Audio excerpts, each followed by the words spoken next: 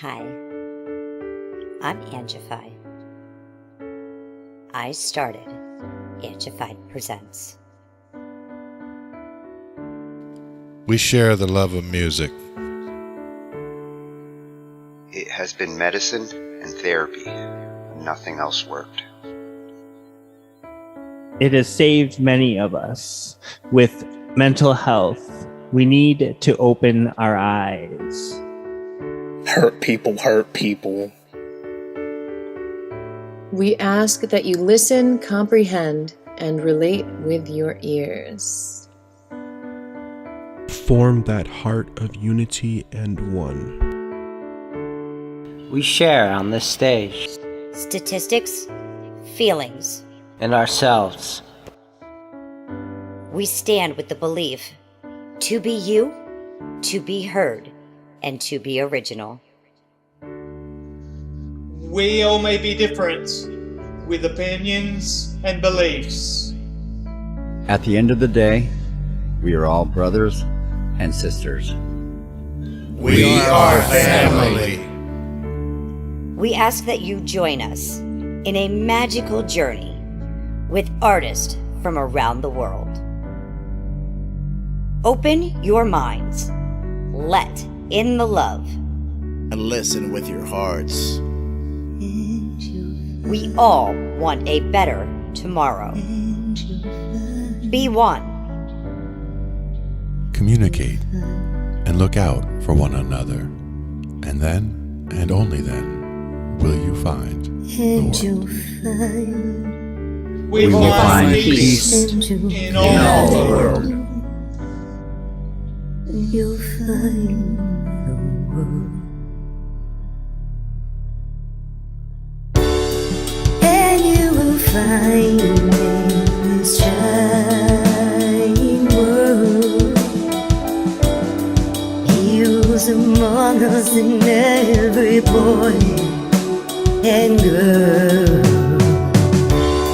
Many have been broken, red hearts turn black.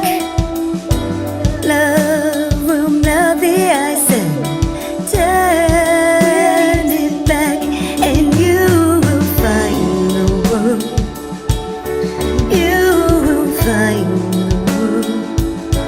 You will find the world.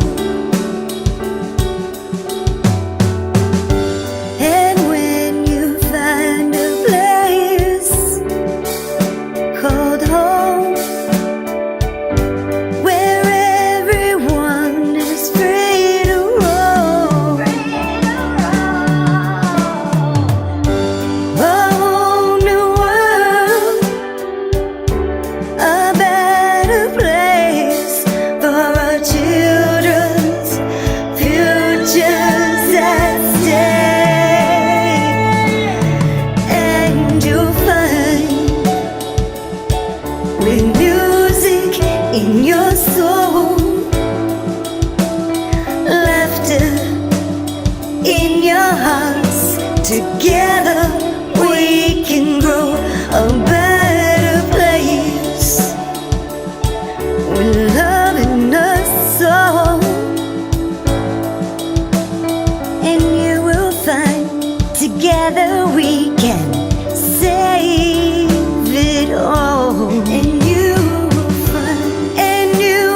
find a place called home, where everyone is free to roam,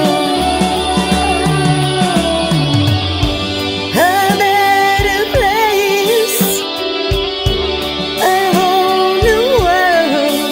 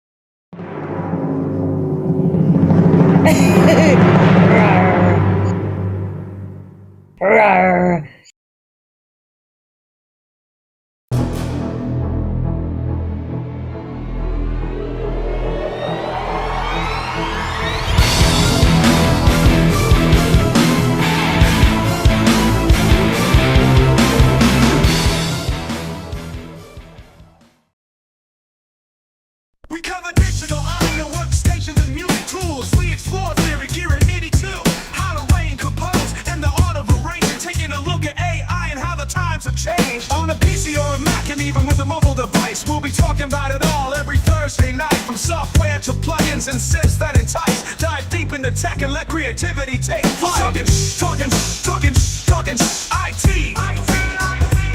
We're talking IT. Come and join in and have some fun. It's highly educational with a lot to learn. From bedroom producers to seasoned pros, we're breaking it down so knowledge grows. Whether you're a DJ or a beat making wizard, we got the tips and tricks to make your sound sizzle. Mixing and mastering, that's our jam. With the tutorials and tips on how much rev. Get the best quality from your setup and gear. Tune in every week and lend us your ear. We're talking IT. Come and join in and have some fun. It's highly educational with a lot to learn. We're talking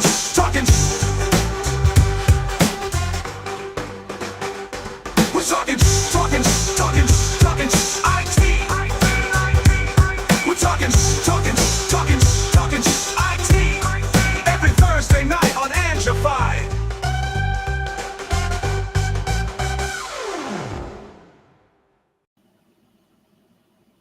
How's it going?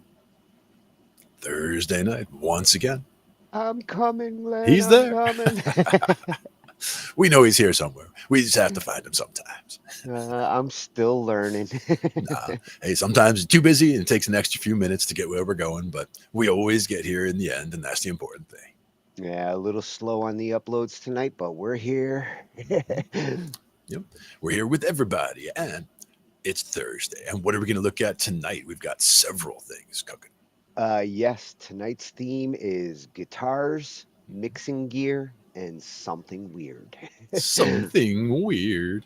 Oh, you're going to like some of the weird things. Oh, I'm sure. I'm a fan. Here, let's jump to the IT cave. We're late, but we're here. There we are. And we're ready to look at some gear.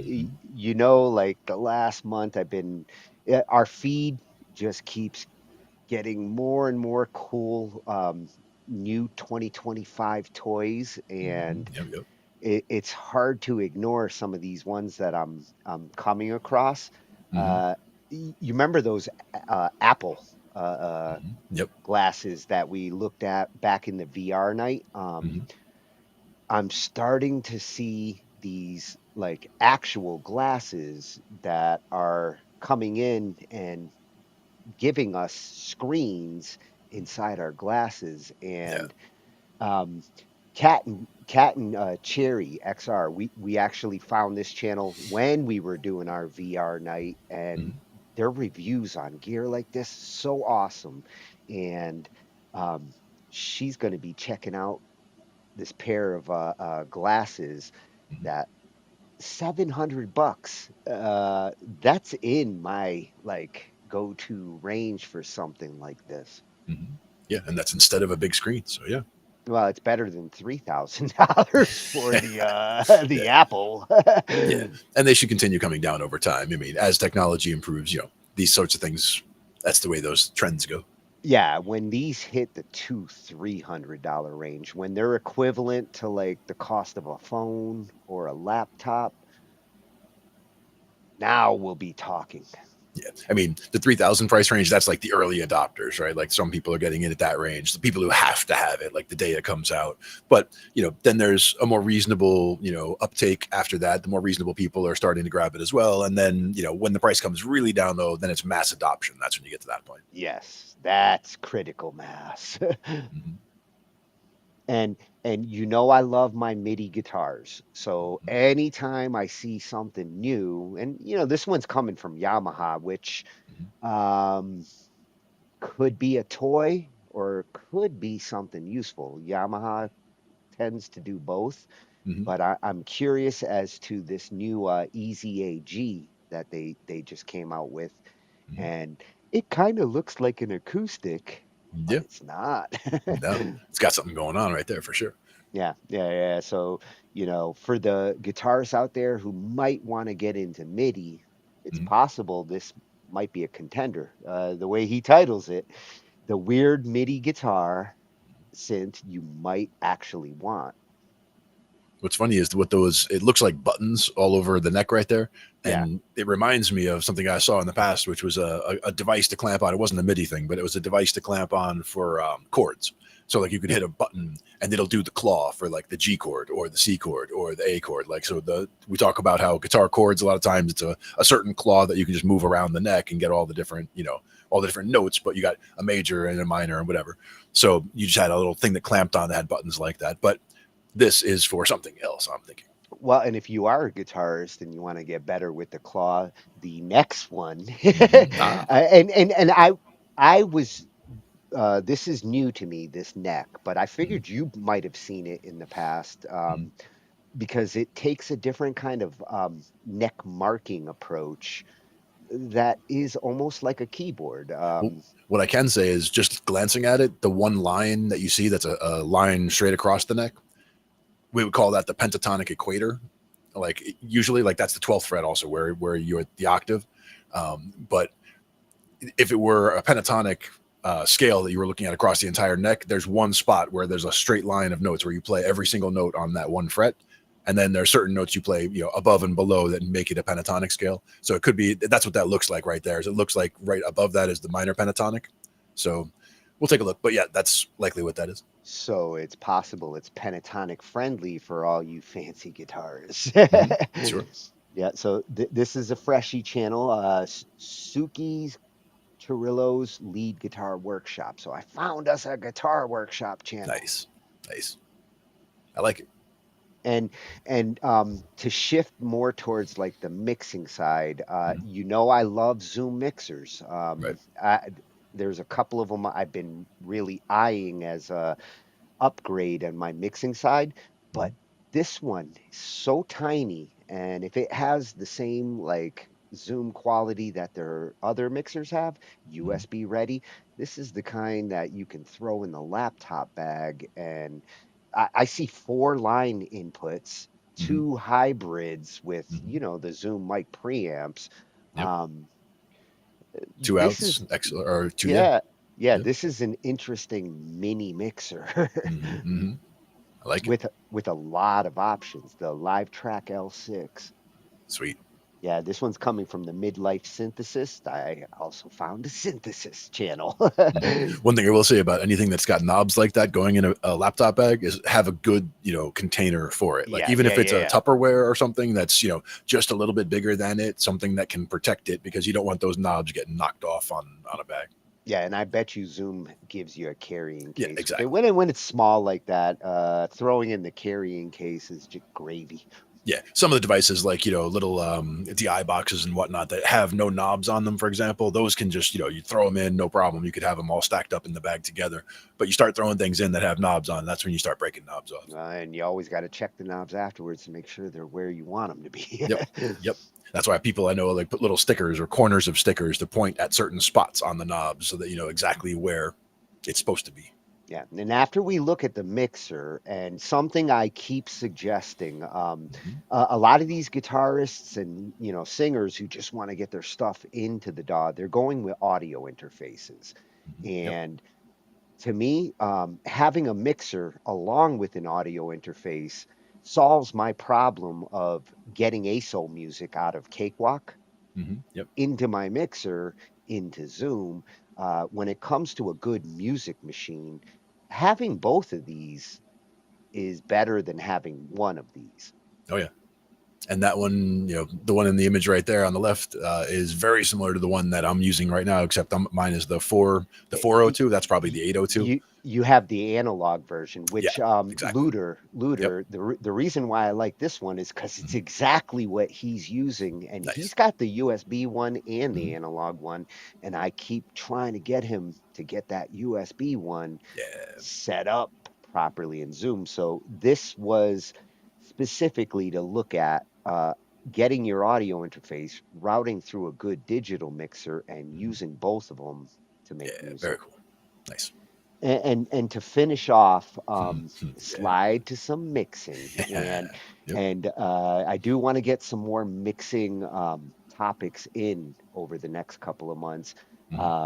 This one's coming from a professional who, over time, there's certain things he doesn't do anymore. Like, when you're first starting out and you tend to do things like that you first learn being an engineer, but as you do them and your workflow improves, Yeah. That's the main yeah, thing, is the workflow improvement and the wisdom that you acquire as you do the stuff. That's the difference. yeah, and there are some things that you will do different as you evolve as a mixer. The offshore audio is going to be giving us that one. Nice. Yeah, things that, as you do the process every time, it's like, why do we do this before that? Because it seems like this makes more sense or whatever. Like things you streamline and things just, get into a workflow, as you mentioned, that just makes more sense by the time, a couple of years down the road. If you look back at where you started, you might say, hey, it seemed silly when we did things this way back then, but, we, adjusted because we discovered that it was better to do it this way. Well, yeah, you eventually learn like it's better to do these tracks first and then these tracks afterwards. And when it comes to effects change, it's better to have this effect first and then this effect. And those are the things you learn through trial and error, a little bit of tutorials, and even the bus mixing that you talk about. IT once in a while. Even the bus mixing that you talk about, to do all the reverbs on, one bus to the reverb rather than having a reverb on every channel set to whatever settings, just because, I just tuned into that one channel, put a reverb on it and started tweaking dials until it sounded really cool. And then went down the line and did that on every channel and then listened to the whole thing. And all of a sudden it's all crazy. Yeah, and I wouldn't be surprised if some of his adjustments were like consolidation and equipment efficiency. Yeah, exactly. All good stuff. So to start off, we're going to wear our sunglasses at night. All right. And these come with a wide screen. To me, like the idea of like being able to like lay down in bed, pop these on and enjoy a theatric like experience. I might pay $700 for that convenience. It's like getting a TV, except for your eyes. Exactly.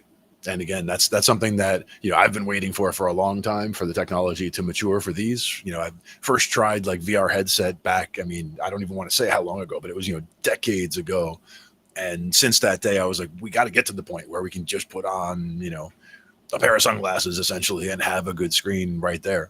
Yeah. And what I'm curious with these, the way Cass and Cherry are reviewing it, they're going to test it in like, watching a movie situation, playing games. Nice.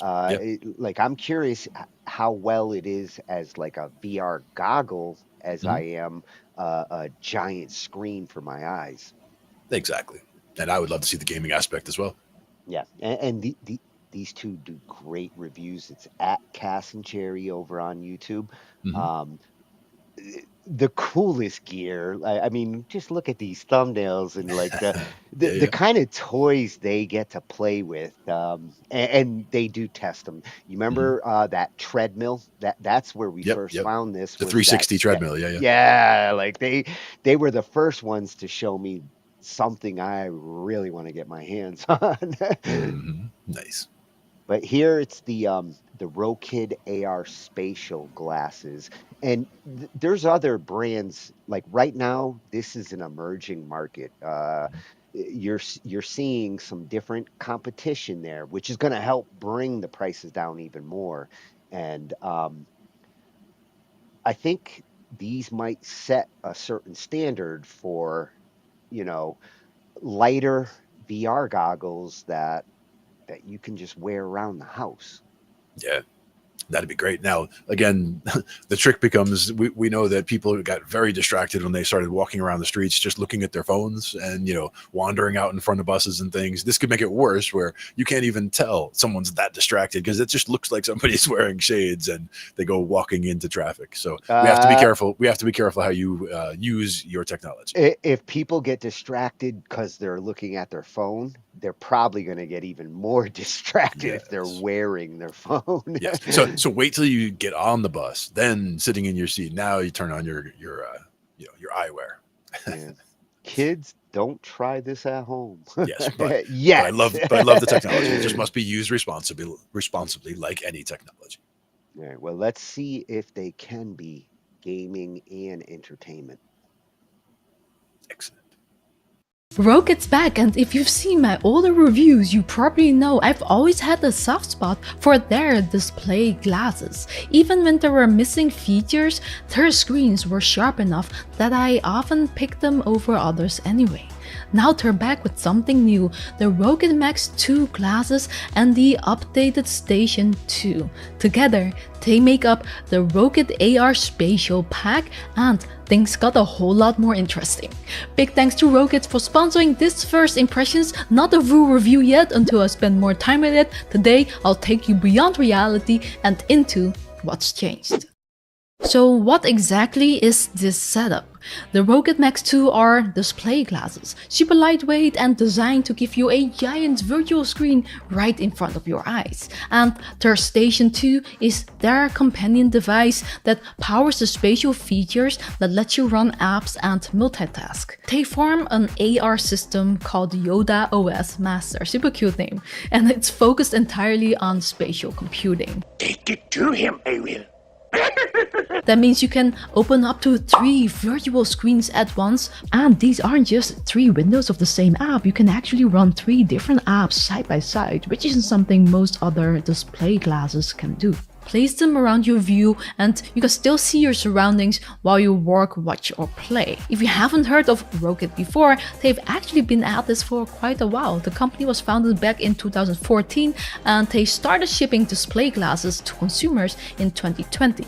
I've reviewed several of their earlier models already, and while I hadn't heard much from them lately, it turns out they've been quietly working on this complete redesign, and from the first use it really shows. The AR Spatial bundle is priced at $648 US or $578 with the discount code I've linked below.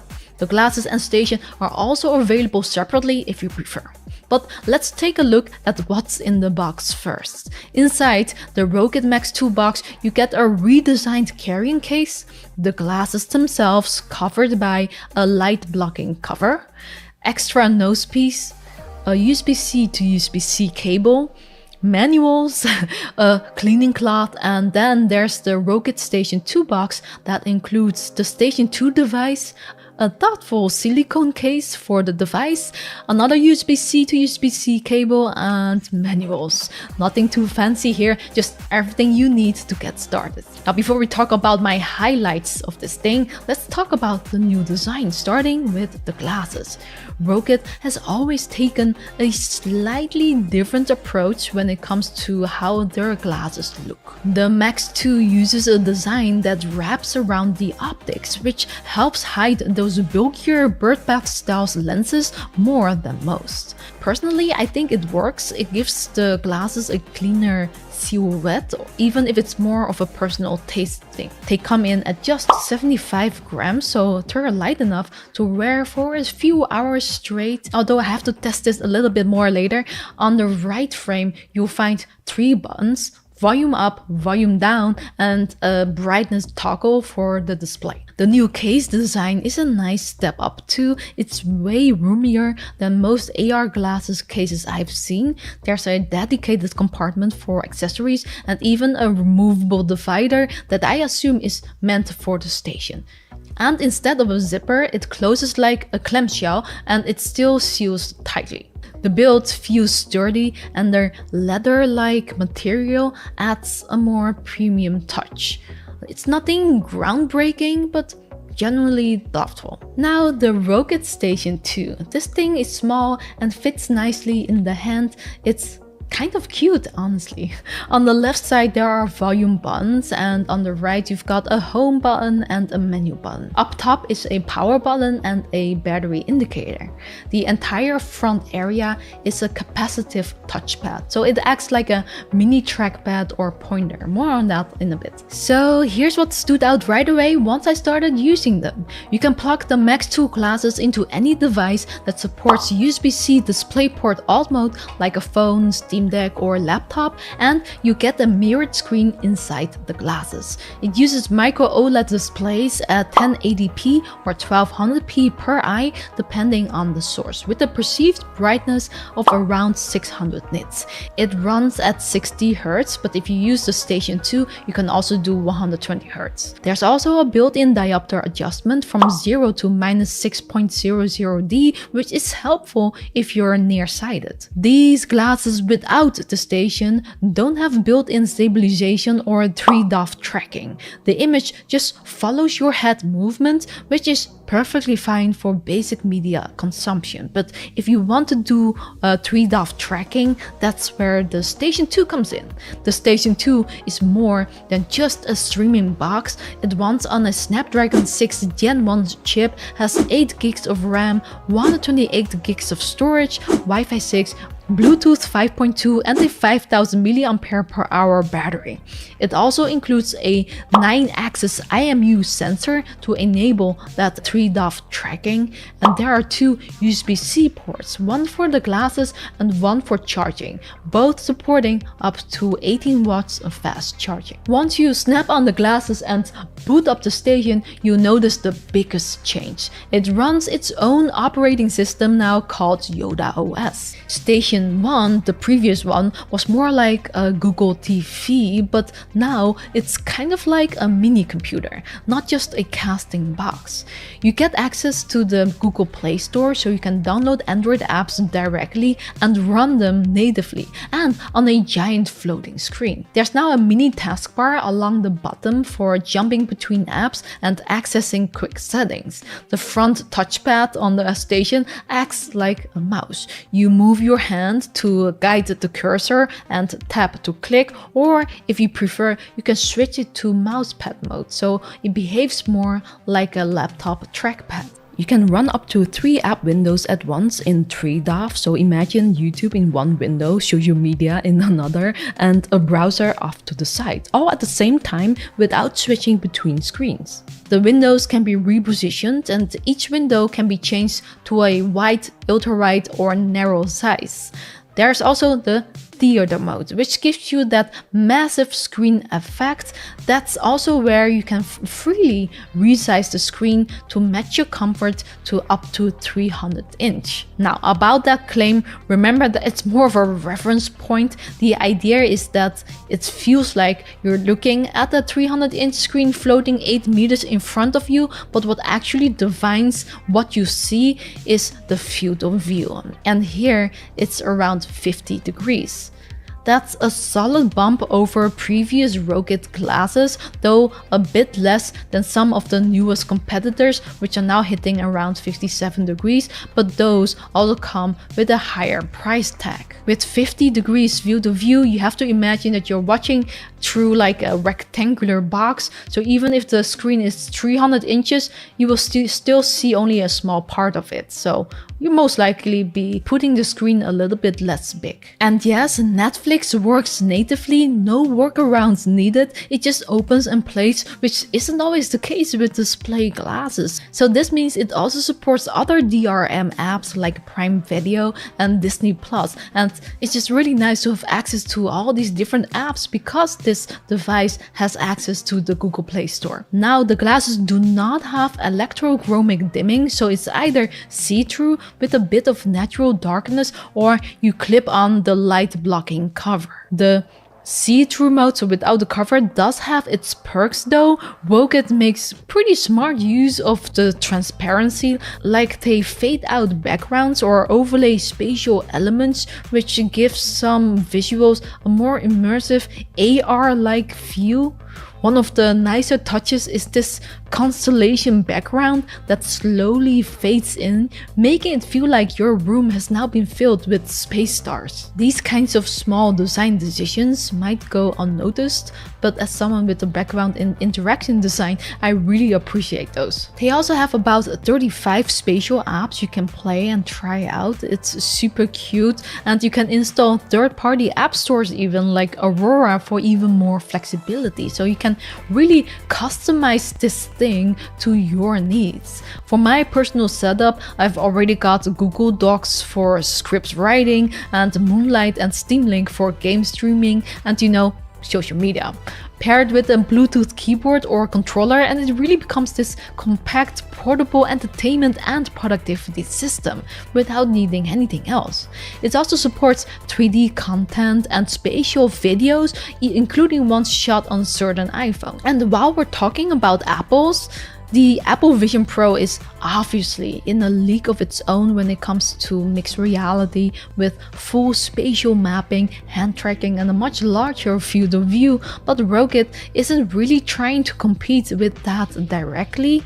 This setup is going for something else. It's lighter, simpler, and costs about 1/5 of the price. You don't get the advanced sensors or VR, but for watching content, multitasking, and just basic spatial interaction, it gets closer. It also feels like Rokid is leaning into community feedback this time. They've built out their OS with actual user input, and that shows. A lot of the features that were missing before are finally here, and it's a big improvement because of that.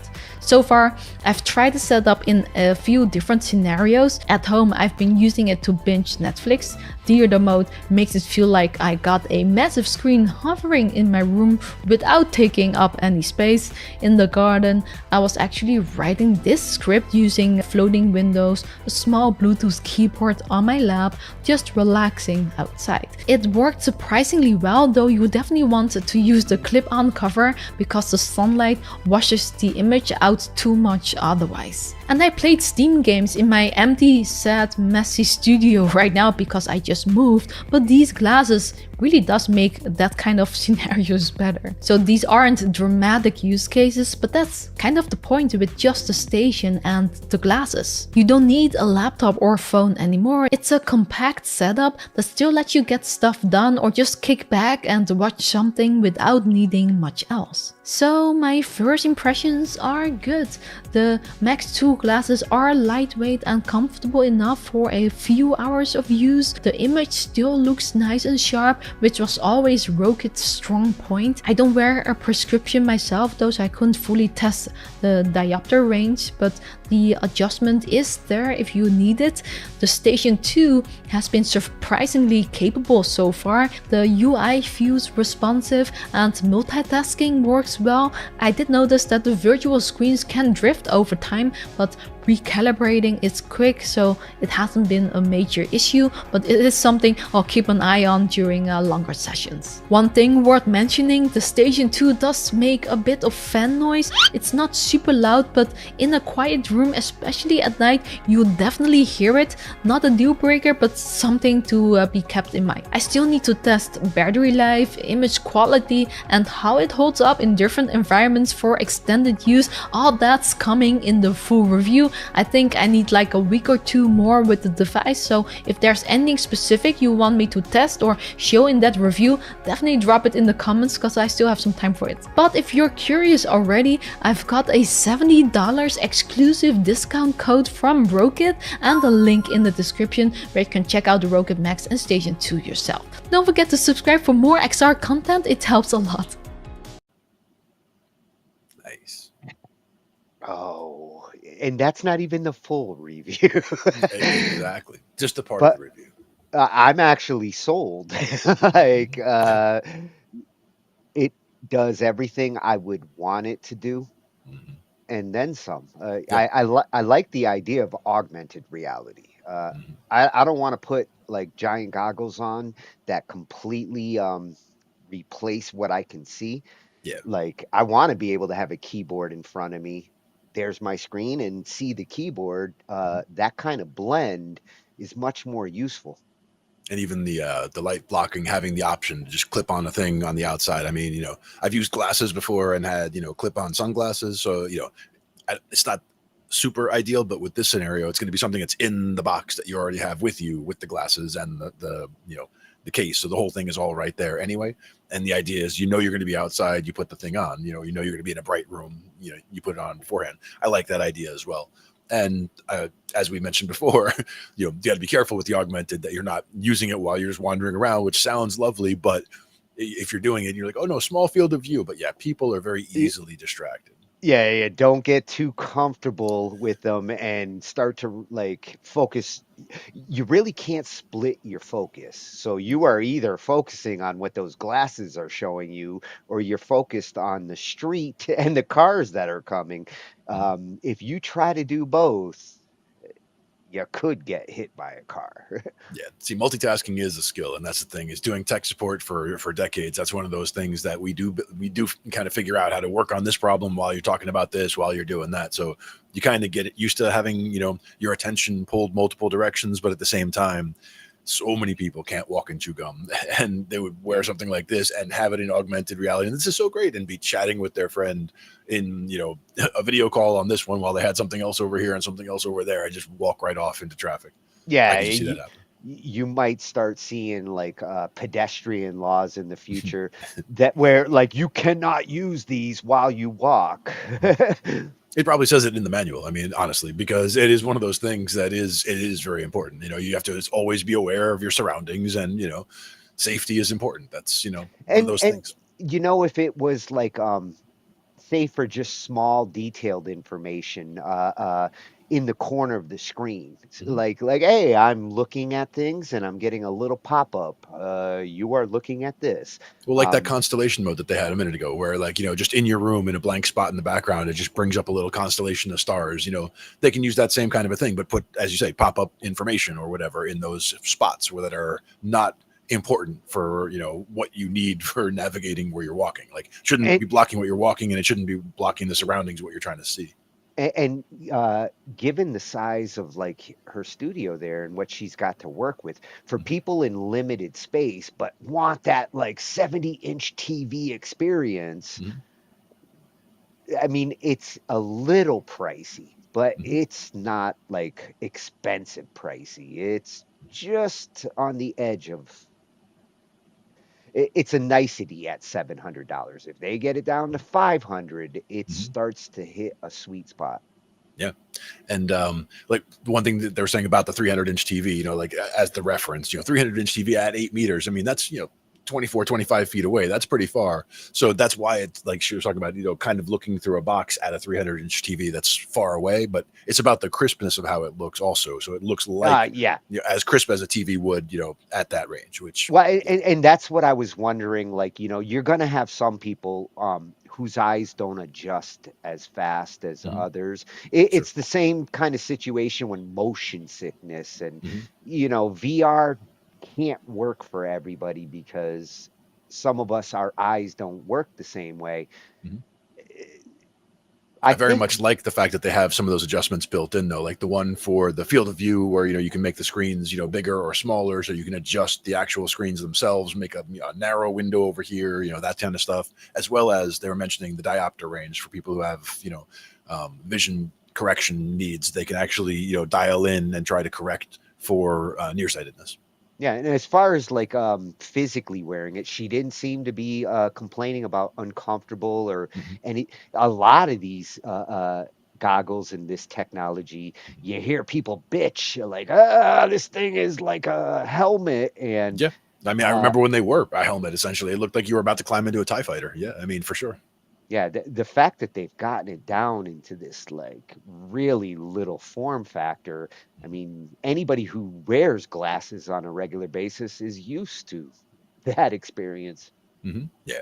And again, like you mentioned, with virtual reality, with 3D, like trying to look at, remember 3D glasses, a lot of people, some people just can't see it. And some people, it has to do with color blindness, or it has to do with the way, as you said, the eyes focus, or how much their brain listens to this eye versus that eye. A lot of different things can factor into those things. So again, with any of these types of things, your mileage may vary, but it looks like it covers all the bases in terms of what it can do, what it can connect with. I love that interface that it's got inside. It connects to everything. You can connect it to a PC, to a phone. Anything sending a video signal can be. I mean, yes, it's through USB-C, but at the same time, all my modern devices have a USB-C plug ready to output to video. Yeah.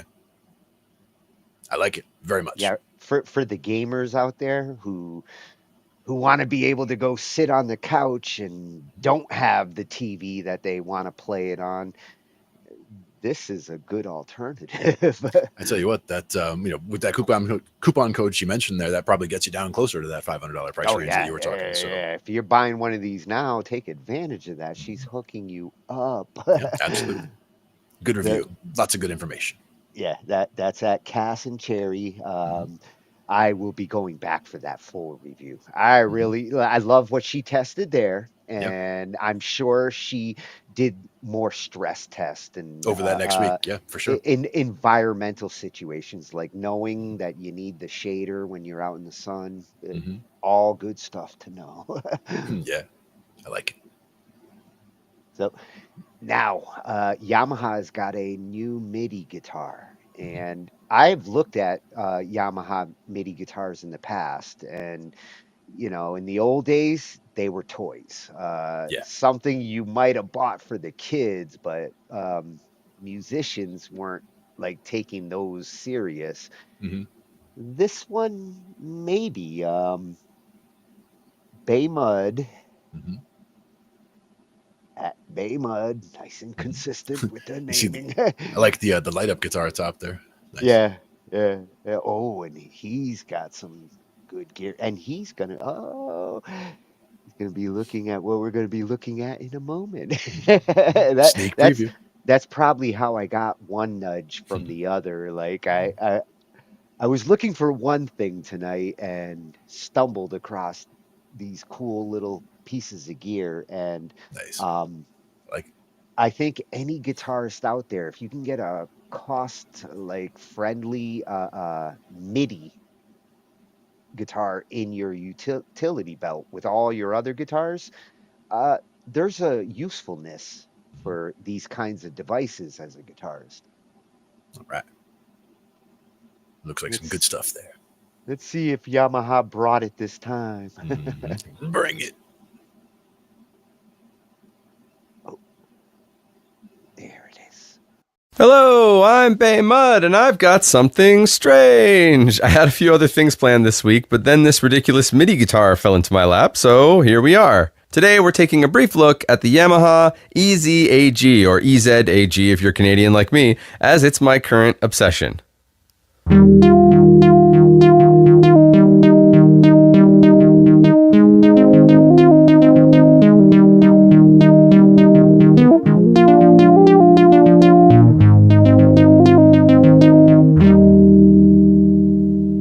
You know when a movie is so bad it's good?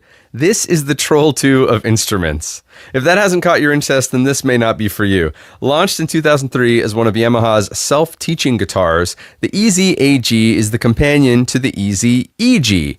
AG for acoustic guitar, and EG for electric guitar, as far as I know. Heavy on the air quotes, as this is obviously not an acoustic guitar. As far as I can tell, this was created by taking a normal guitar and a Rock Band controller and putting them through the teleporter from the fly, but I digress.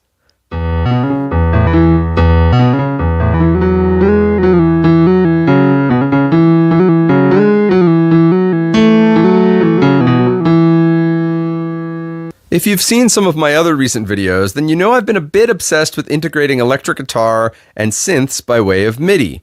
So far I've been pretty happy with the Fishman triple play pickup I bought a few months ago, but when I saw this weird little beauty on a local Kijiji ad for super cheap, I couldn't resist. Here's a quick summary, including some pros and cons. Basically, the EZ-AG is a Rompler keyboard in the shape of a guitar with buttons instead of frets. 20 internal sounds, actually many more, but we'll get to that later. Strummable strings, built-in speaker, and optional battery power, as well as some onboard play-along song features to teach you classics I never need to hear again, like Tears in Heaven.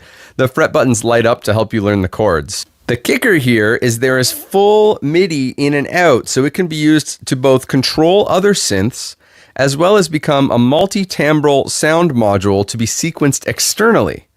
Not to mention, it looks like the radical sci-fi future as envisioned by someone in the 80s, and the fret buttons make for some wonderful ASMR. Some obvious cons: the onboard sounds are super cheesy. But that's actually part of the charm, in my opinion. Buttons mean no vibrato, no matter how hard I instinctively try. The learning section takes up valuable real estate, limiting the neck to 12 frets, and the song buttons are super easy to hit accidentally, which starts a panic-inducing count-in to the aforementioned Tears in Heaven. 1, 2, 3, 4. Furthermore, while hammer-ons work just fine, pull-offs don't work on open strings. For example, here is a fretted string with a pull-off after it. Fine, but here's an open string. So it takes some getting used to. And much like other MIDI guitars, it requires super clean playing, but that's something I'm trying to get better at anyway.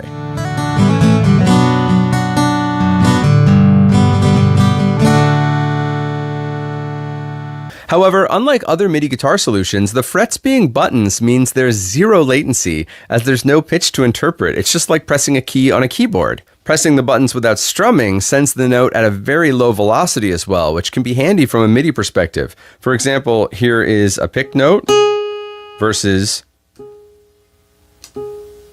Tuning can also be changed via buttons with some standard tuning options available, which may finally force me to experiment with other tunings. There's also a built-in capo that never fails to impress me in a Tron-like retro simplicity.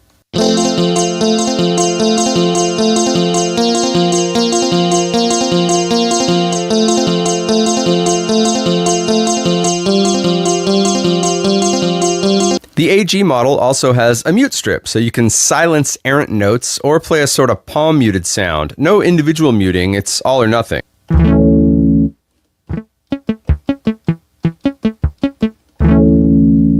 Whereas the Easy EG model has a bitchin' whammy bar. I've never tried an EG model. I only found out these guitars existed last week, but in my limited understanding, one of the differences is the AG is geared more toward fingerpicking or playing with your bare hand. Because when I play it with a pick, it doesn't feel as good. There's something with the tension of these rubbery kind of fake strings that seems to lend itself more to playing with your bare hand.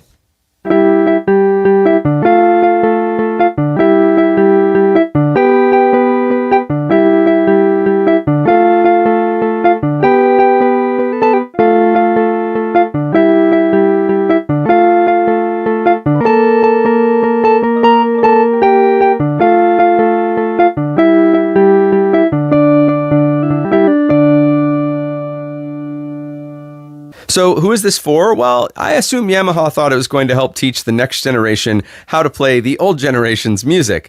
But little did they know the real audience would be MIDI-obsessed gear nerds who long for the Fisher-Price Cybertruck of guitars. I can imagine trying one of these in 2003 and being disappointed when compared to an actual guitar. Personally, I don't quite see how it would help a novice learn guitar from scratch, as it's just too weird.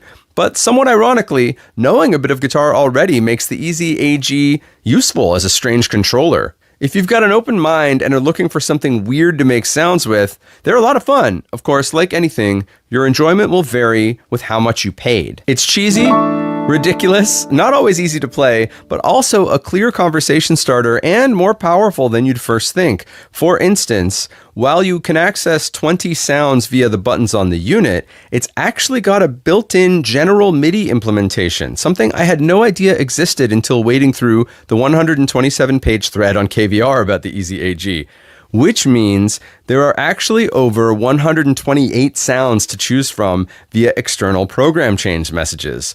Not to mention, that standard implementation also means channels 10 and 11 access full drum kits, and bank change messages can get you even more. As far as I can tell, it's actually General MIDI 2, which means you can sequence 32 voices at once. If I'm wrong and it's General MIDI 1, then it's 24 voices, which is still great.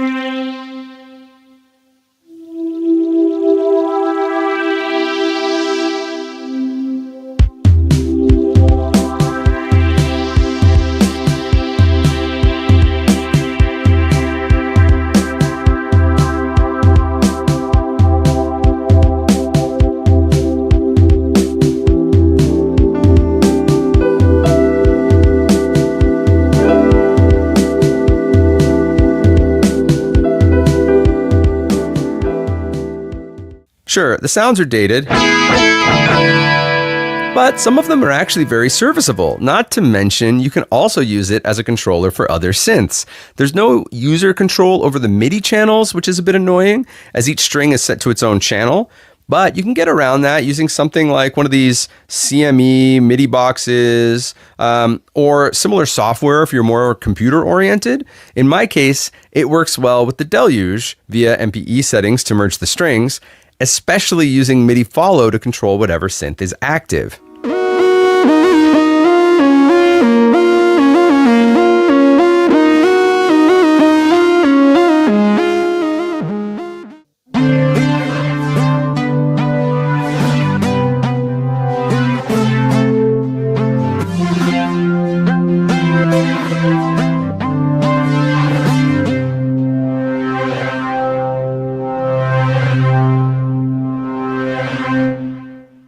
This is all to say I'm having a lot of fun with it, but keep in mind, I got mine for a super good price locally. I don't think I'd have spent the $300 I see them going for, but if you can get one for less, they're a lot of fun as long as you temper your expectations and don't expect like a real guitar.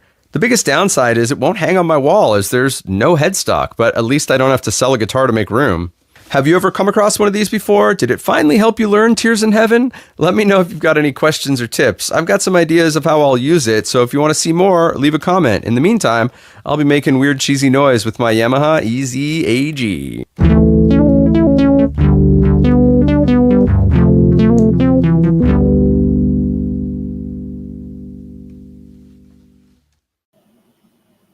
We got cheesy. Cheesy video game music, essentially, at the end. Yeah. I like it. Well, and he's not wrong. The patches, they're kind of like retro, for Yamaha sounds. Mm-hmm. But you actually saw its usefulness there at the end when you use it like a synth like that. If you're a guitarist and you can get like synth layers with something that you're actually like comfortable playing, that's a great way to add them. I actually did have a guitar, something that was just like this, but like the Fisher priced down version from this almost, and not when I was a little toddler, but like it was something I picked up somewhere. It had the same kind of nylon, mushy kind of strings that you play and they don't make any sound in the room. They just like flip flop. Yeah. They're not tight, so they don't feel like normal strings would, but they do trigger, and in the actual instrument and the sound that it's actually playing, it does sound like strumming a guitar. But the one I had was very, very small, so it only had, it was more like a ukulele size, but like a short scale ukulele with no headstock. Well, even a regular guitar looks like a ukulele in your Exactly, it does. And I do have my Yamaha, like my acoustic electric right here is a Yamaha, so that is as far as like real instruments as well as the smaller ones.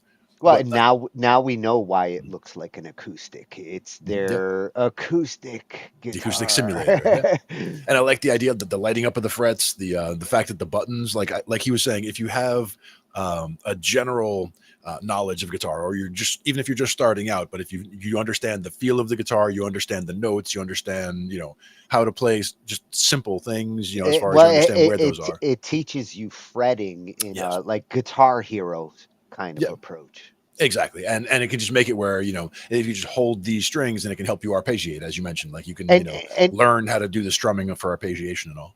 That's what I was thinking. Like, considering it is a MIDI device, Yamaha should have an arpeggiator in there. So if you haven't learned how to finger it properly, just using the arpeggiator turned on and holding chords, you can get a nice strum or a up down kind of arpeggiation, and just focus on the chording. And as a chording guitar with an arpeggiator, and I would go to another synthesizer. I like the Yamaha sounds, but it's fully MIDI.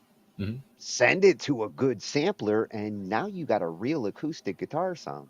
Yeah, exactly. And that's the thing, is the playing would feel that much more rewarding with, a real high quality sound like that. So if you do take that step up with it, then that would help. There's still, as he mentioned, it's still probably more comfortable finger style on the acoustic model, because the strings feel better that way. He hasn't tried the electric one. My guess would be if it's the same kind of strings that are also not under high tension, they would probably also feel more comfortable on the fingers instead of with a pick. But it could also be that they changed that for the electric model to, you know, a higher tension string that actually feels more like that. But my initial thought is that a higher tension string would mean louder in the room, and they would probably want to stay away from that. Yeah, and I think for him, he sees the fun in this device. Yeah. But he does have a MIDI pickup. What he mentioned that he had, like he had just like gotten an actual MIDI pickup on a real guitar is the like best way to go with MIDI on guitar. And you know, he's a little spoiled there. So when he gets to play with something like this, it's like how can this be useful? And he does see a usefulness out of this controller. I don't know if it's a $300 usefulness, but you cut that price in half and hey, you can find them. Now, when he did that one thing at the end there where he was sending the MIDI messages and he was running the drums and the pads and piano all from the guitar, that's pretty impressive. Well, it does have a full-blown General MIDI kit in it. So it has the 126, 27 samples that like all General MIDI synths have. Yes, a couple of guitars, some brass, a couple of different strings, and drum kits. The drum kit channel on channel 10 usually has like 13 to 20 different drum kits in it for rock, pop, 808, all the different category, orchestra drums. Sure. Timpani. You get it all. Yeah, more timpani. Get it all in there. Fuck that cowbell. I want timpani. Well, you know, we can allow some cowbell. I mean, cowbell is not, you know, we're not going to kick cowbell out of the room. That's for sure. No, I do like the cowbell, damn it. So that was at Bay Mud over on YouTube. A fun look at, I wouldn't call it a toy. I would call it a unique MIDI controller. Yeah, and this is obviously like the next generation up, several generations up of the one that I had, which I don't remember where it is now, but I think I might have loaned it to a friend and he like gave it to his kid to play with and try, you know, because I was like, it's cute, it's fun. Like I broke it out at a campfire somewhere and it was fun, but this is like several steps up from that. So this is much closer to, you know, the hybrid, like you said, you put them in the teleporter and from the fly, like an acoustic guitar and a MIDI electric thing, and just bzz, there you go. Oh, I'm gonna give Rolo an idea. Loaned it to a friend who loaned it to a friend who teleported it to her fly. Loaned it to another. I don't know where it is now. It's missing, but it's out there and it's going to good use. I've had gear like that too. And here we go with the pentatonic neck. Nice. Yes. This neck got my attention as I was going through the thumbnails looking at interesting prospects. I was like, Glenn's probably seen this neck. I never seen it before, but I haven't seen it actually on the neck like that, but I mean I recognize the pattern that I see, and that looks to me like, just looking at the middle there, looking at the 12th fret, looks like you're playing E minor pentatonic right there. And I do see to me, like, you know, I look at keyboards for patterns, and usually with guitars, the dots, I know guitarists know what that is, but as a keyboardist, I look at that and it's Greek to me. Here, I kind of see the keyboardish pattern, except it's on one neck, and I feel like I'm looking at like an octave and a half. Yeah. And again, for this one, the main thing to kind of home in on is that one line that you see going all the way across the neck. Like I don't know if you can make it out, but like all the different spots. The one in the middle, like that one right there. Neck, the 11th fret.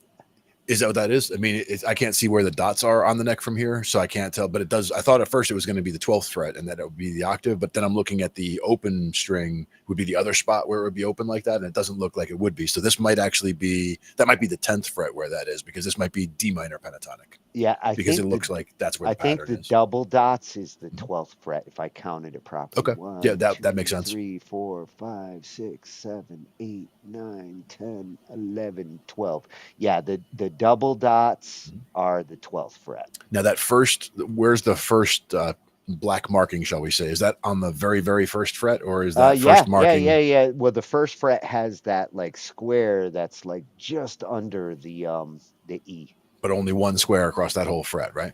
Yeah. Okay. There's got to be a reason for it. I'm sure that Suki's gonna explain it to us. Yes, indeed. Yeah, and this is at Suki Chirillo LGW. I hope I said that right. Let me know, Suki. All right. And this is a fretboard like I've never seen before. That's why I had to include it. Absolutely. You gotta hear the story and see what it's all about. Explain it to us.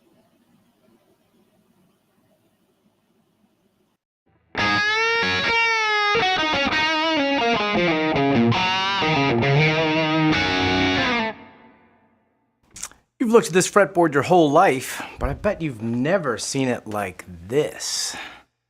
What? These are the black keys on the piano, and I want to talk to you today about the massive implications of what this is and how cool this is. Back in 2008, when I was teaching here in New York City, and someone asked me, why isn't the guitar fretboard white and black like the piano?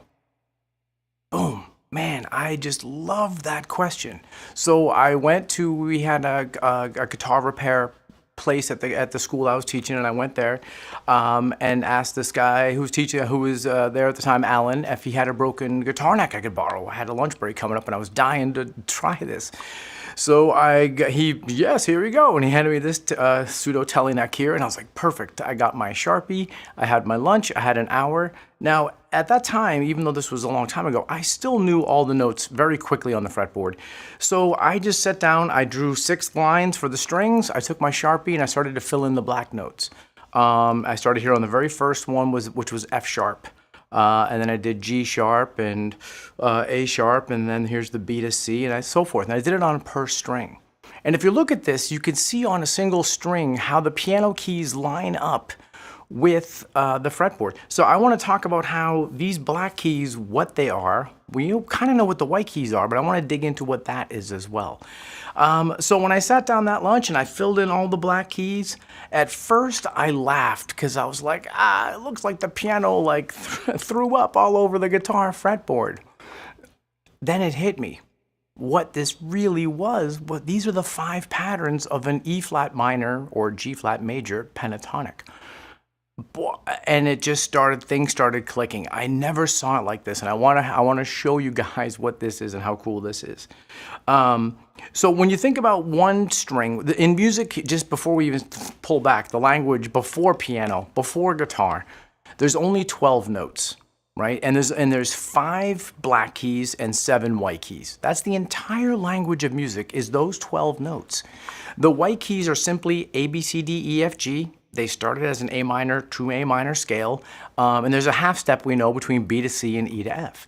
The in between the 5, the black keys, people call them enharmonics or accidentals for whatever reason, and they have 2 names, right? So like this first note we know is F sharp, but it's also G flat.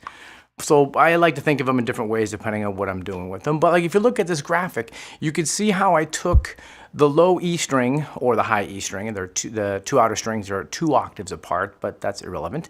And you can see how it lines up on the fretboard. So you can see where the 2 half steps are for B to C, and even open E to F, or up here E to F. But when you do this for each of the 6 strings, you put all 12 notes on the fretboard, and amazingly enough, I knew that the white keys for the piano represented the natural notes. I also musically knew that the black keys, the 5 of them, are a pentatonic scale. I couldn't believe that these were the 5 patterns of the E flat minor pentatonic. So I talk about the rock and roll rule. This is pattern number 1 for me. I number the patterns the same way, whether they're pentatonics, major or minor, or any of the modes. There's only 5 inherent patterns on the guitar. That's up for a lot of debate, but that's how I end up looking at it. Keep it simple. So here's pattern 1. Look at this. This is what I call the rock and roll rule. And this you can clearly see is pattern 1 of the pentatonics. Now it's funny because it's straddling the 12th frets. We don't see it in the open position when we're thinking like E minor. But from here, here's pattern 2, right? I can trace it right across. Here's pattern 3, here's pattern 4, and here's pattern 5. And those correlate to all of the pentatonic shapes, right? So here's E flat, G flat major. And I could follow those same patterns. That is all the black keys on the piano are the 5 patterns of our pentatonic. That's how, this is what it should look like in your brain when someone says E flat minor or G flat major. These notes should all light up. These are our patterns. That blew me away. I was laughing so hard when I saw this. And then of course, look again. The inverse. All that is yellow are the white keys, and those are our C major scales. So I talk about even this rock and roll rule. So if I say this for pattern 1 for C major, I'm going to put my pinky on this C, and that puts the first finger on the relative minor, A. And here is what I call pattern 1 of the mode shapes. So if I'm looking at the guitar here in this sense, here's pattern 1, here's the C major under my pinky. And that's the inverse of it, right? So we can clearly see how the white keys are all, and this is all the modes in C major. That's the really incredible part, is this is also C major, D Dorian, E Phrygian, F Lydian, G mixed Lydian, A Aeolian, and if you ever need it, B Locrian. And those are all the white keys. And the beautiful thing is if you see them, it's like yin and yang. They fit together to make the entire 12 notes of our entire music system. 7 white keys, 5 black keys, and they fit together to make our 12 notes on a keyboard. We think of that, of course. And it will also do it on our fretboard. All 7 white notes plus all 5 black will give us the patterns for C major and the patterns for an E flat minor pentatonic scale. I found that so remarkable and so cool and enlightening, and it just blew me away about the guitar. What it really also illustrates is how deceptive the guitar is. I remember my first reaction was it looks like the piano like vomited all over the fretboard because the black notes are all over the place. It's hard to see the 3 black, the 2 white, the 2 black, and 2 white pattern. It's on a single string this way. So you can see how the guitar can be really nuanced in terms of 1 octave on 1 string is this far, open to 12. That's a single octave. Yet from this E to this E is twice that and is 2 octaves. You have to keep this perspective on the guitar. This is where it really comes into clarity on this. When we play your old school G chord, these 2 outer Gs are 24 piano keys. That is a big stretch. I don't think even Shaq can reach that. That is huge. But we do it with as a beginner guitar chord. On the piano, there's like over 7 octaves of notes, and none of them repeat. That's what's beautiful about a piano. There's no guessing. Middle C is that C in the middle, and that is it. It's either octaves or unisons and stuff. But on the guitar, do you have any idea how many middle Cs we have? Think for a second. 5. That's bonkers, right? But just quickly, here they are.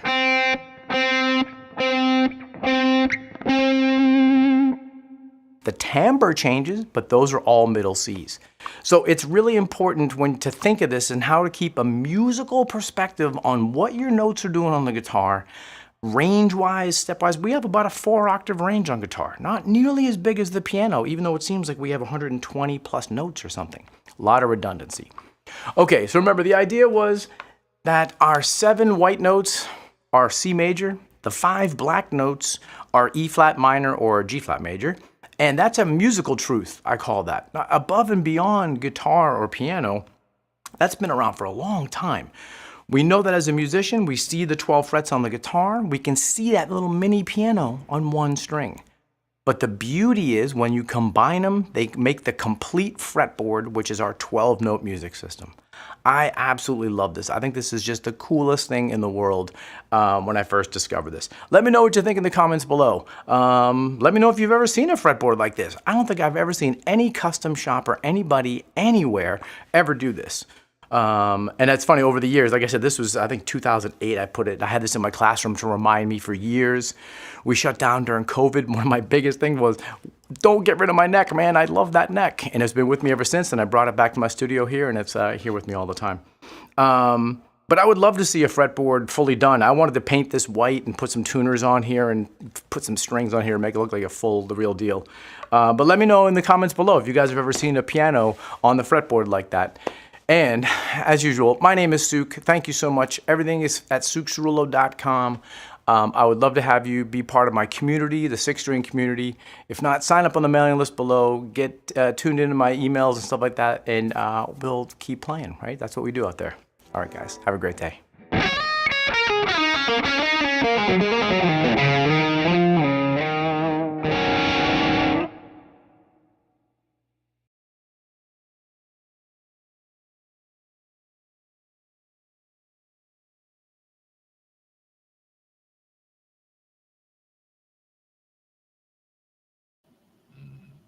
Oh, Souk Cirillo. Thank you, Souk. That's how you pronounce it. And I will never look at the guitar neck the same. it's a great way of visualizing it. And like you said, it's good to see the patterns on the one side while you're looking at the thing on the other side, and having the piano keys laid next to the guitar strings like that. And even that little example of the 5 middle C's on the guitar, those are all the same note. And again, they sound a little different, but and that shows you how the guitar is tuned, how it is, you're going 5 frets here, 5 frets here, eventually 4 frets there, 5 frets there. Yeah, his overlays on the left were blowing my mind. I was like, wow, that is how it works. Exactly. And then once that, kind of lights up, then when you pick up a guitar, for example, you can test that. You can see, oh, this note is the same as this note, is the same as this note. It's less important to know what the note name is, like if you're just feeling your way around, as it is to see that this note is equivalent to that note, and this is equivalent to that note. And that way you can find where they are on the neck. And, you find different ways of playing things where, you hear something, you're trying to play along, but you can't make it from this note to the next chord. But if you do it on this string, all of a sudden it's easy because now it's in the right place. And I love the idea of having a neck. The dots is one pattern recognition. Yep. At 12, you're at the octave. Yep. But mixing in, guitar manufacturers, selling custom necks for, say, beginning guitarists, where having these little highlights on the neck can help you to understand the patterns much faster than buying an old school guitar that just has a bunch of dots. Yeah, we have seen ones with light up necks where you can put different patterns and same thing, show which notes to play when. That's what I was thinking as I was watching. I was like, damn, he put this together with a Sharpie. If you got one of these new necks that you can actually program the colors of the neck, you could have one kind of lighting system that helps to learn like a Aeolian, or when you're dealing with a certain mode, these lights help you. And that's one thing that's beautiful about what he's holding in his hand right there, like that picture that you're looking at, that has all 7 modes right there.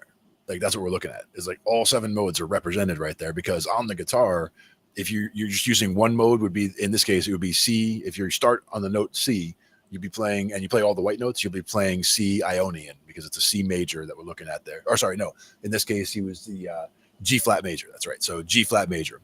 So the G flat would be the major, but then it would be the next one. You go up a whole step and you would now be in Dorian. And if you go up a whole step and start there, now you're in Phrygian. So it's just by moving to that next step up and starting in a different spot. Same thing on the piano. Instead of starting on a C, you start on a D. You're going from Ionian, and then you're doing Ionian to Dorian. And this is another argument for a lighted neck, because if, let's say, you drop tune, Sure. That needs to change in Well, order to compensate for a all you do drop is tune. you just slide back or slide up. I mean, if you're normally tuned in E, and if you're going to drop tune, the lights would transpose like MIDI. well, if you do drop tuning, yes, because drop tuning, you're just dropping the one string. Yes, if you're just dropping that low string and leaving the rest the way they are, that would shift the lights on the one string.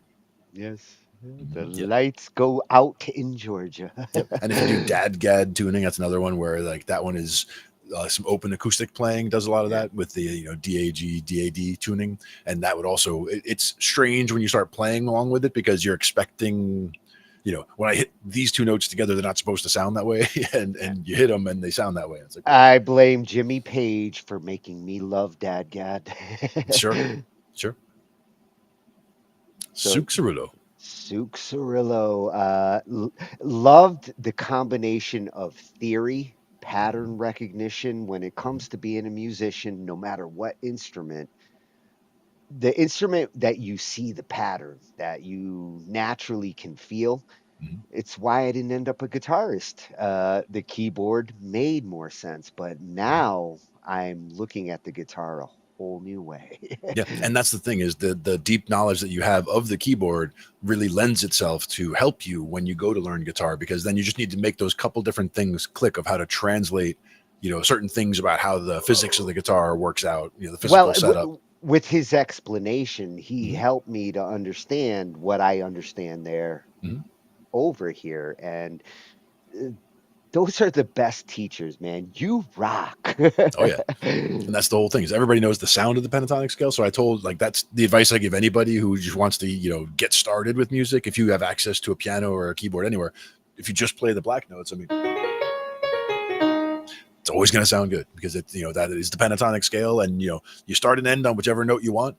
And you'll see how each one feels as a starting and ending point, and you'll see that two of them feel strongest, and that's the the major pentatonic starting and the minor pentatonic starting, but all of them sound and feel fine. Yeah, you already got the notes down. Now just pick a good sound. Your tone, tone night. We are gonna have. It's one I've been cooking up for a while. So at Suk Cirillo LGW over on YouTube, freshy, like so glad I found this Guitar Night 3.0. We'll be back, Suk.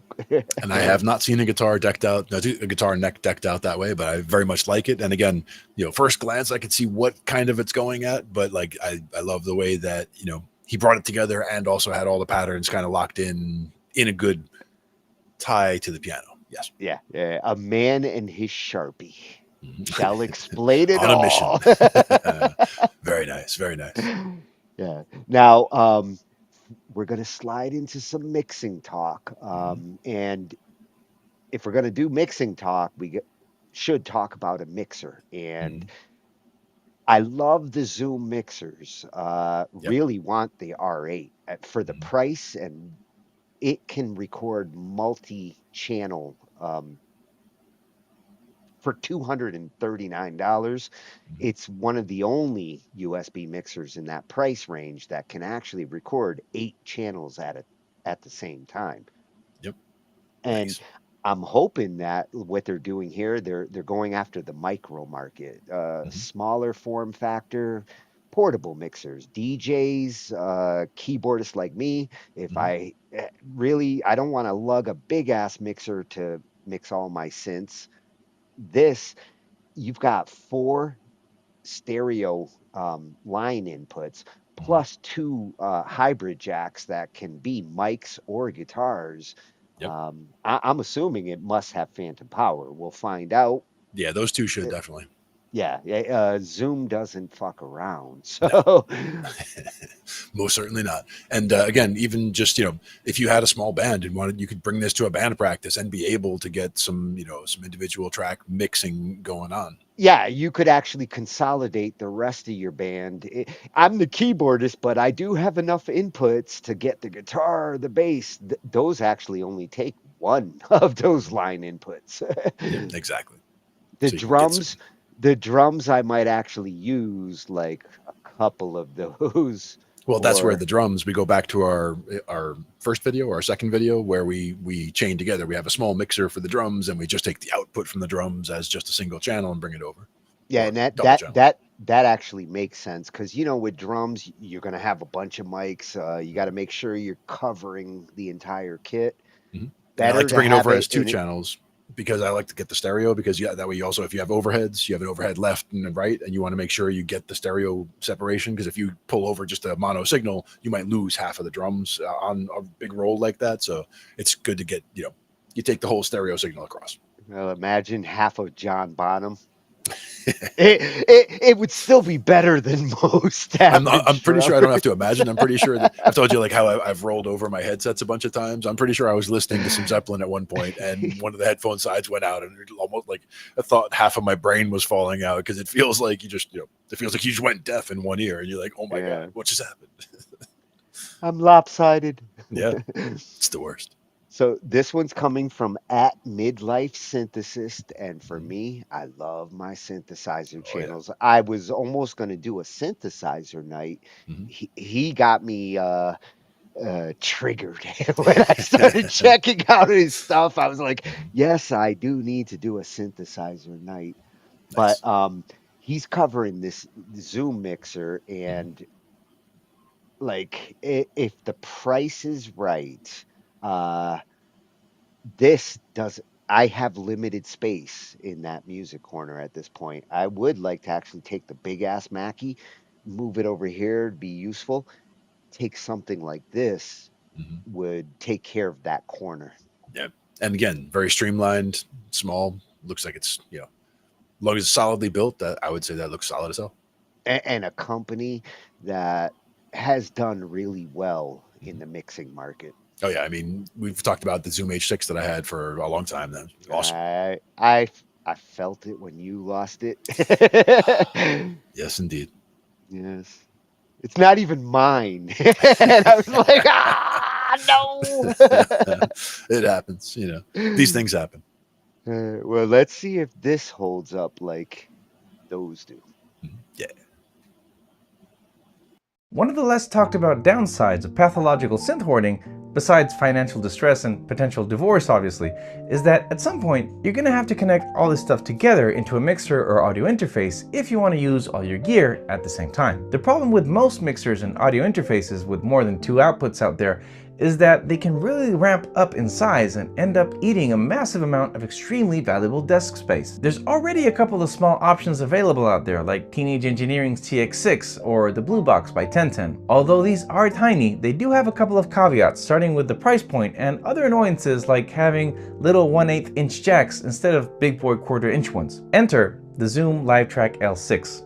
A small, lightweight, battery-powered 10-channel mixer/recorder with MIDI capabilities that cost just a little over $300. I've been using the L6 for a couple of months now for live recording multiple synth setups, and also as my main recorder for making YouTube videos. And I want to share my experience with you, both the good and the bad, beyond the spec sheet and from a real user's perspective. This video is not sponsored by Zoom, and I bought the L6 with my own money, so they have no idea I'm even making this. And as always, all opinions here are my own. This video does have a sponsor, the good folks at Analog Cases, but more on them a bit later. So what's all the fuss about? Well, the Zoom L6 packs a ton of punch for its size and price, let me tell you. It's a chunky little fella, and it would seem like Zoom set out to make use of every single centimeter available on the front panel, so no room is wasted here. The controls and buttons are big enough to read comfortably, and there's enough space between them that even if you have chubby fingers like me, you won't be accidentally knocking things around. There's also plenty of LED lighting, both for knob positions and backlit buttons, so plenty of visual feedback is available for those low-lit conditions. The case and buttons all feel very nice, but the knobs themselves feel decidedly like low-quality 3D printed plastic,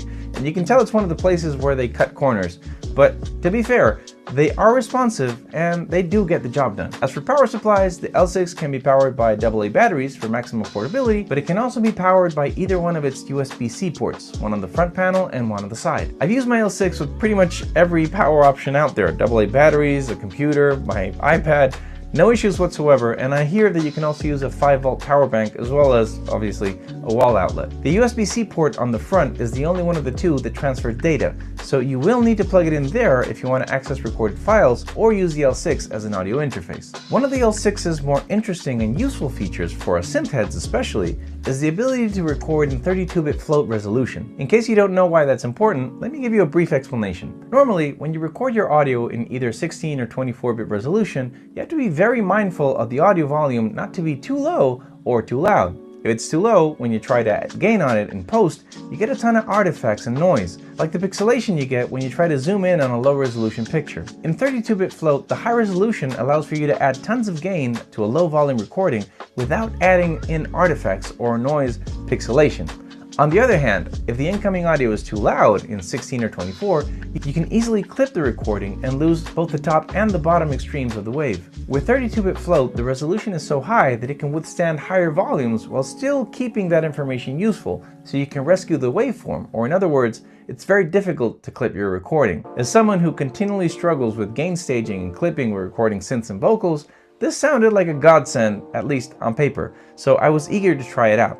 After having used it for a couple of months, I can't say that it is truly useful, but it's not a silver bullet either.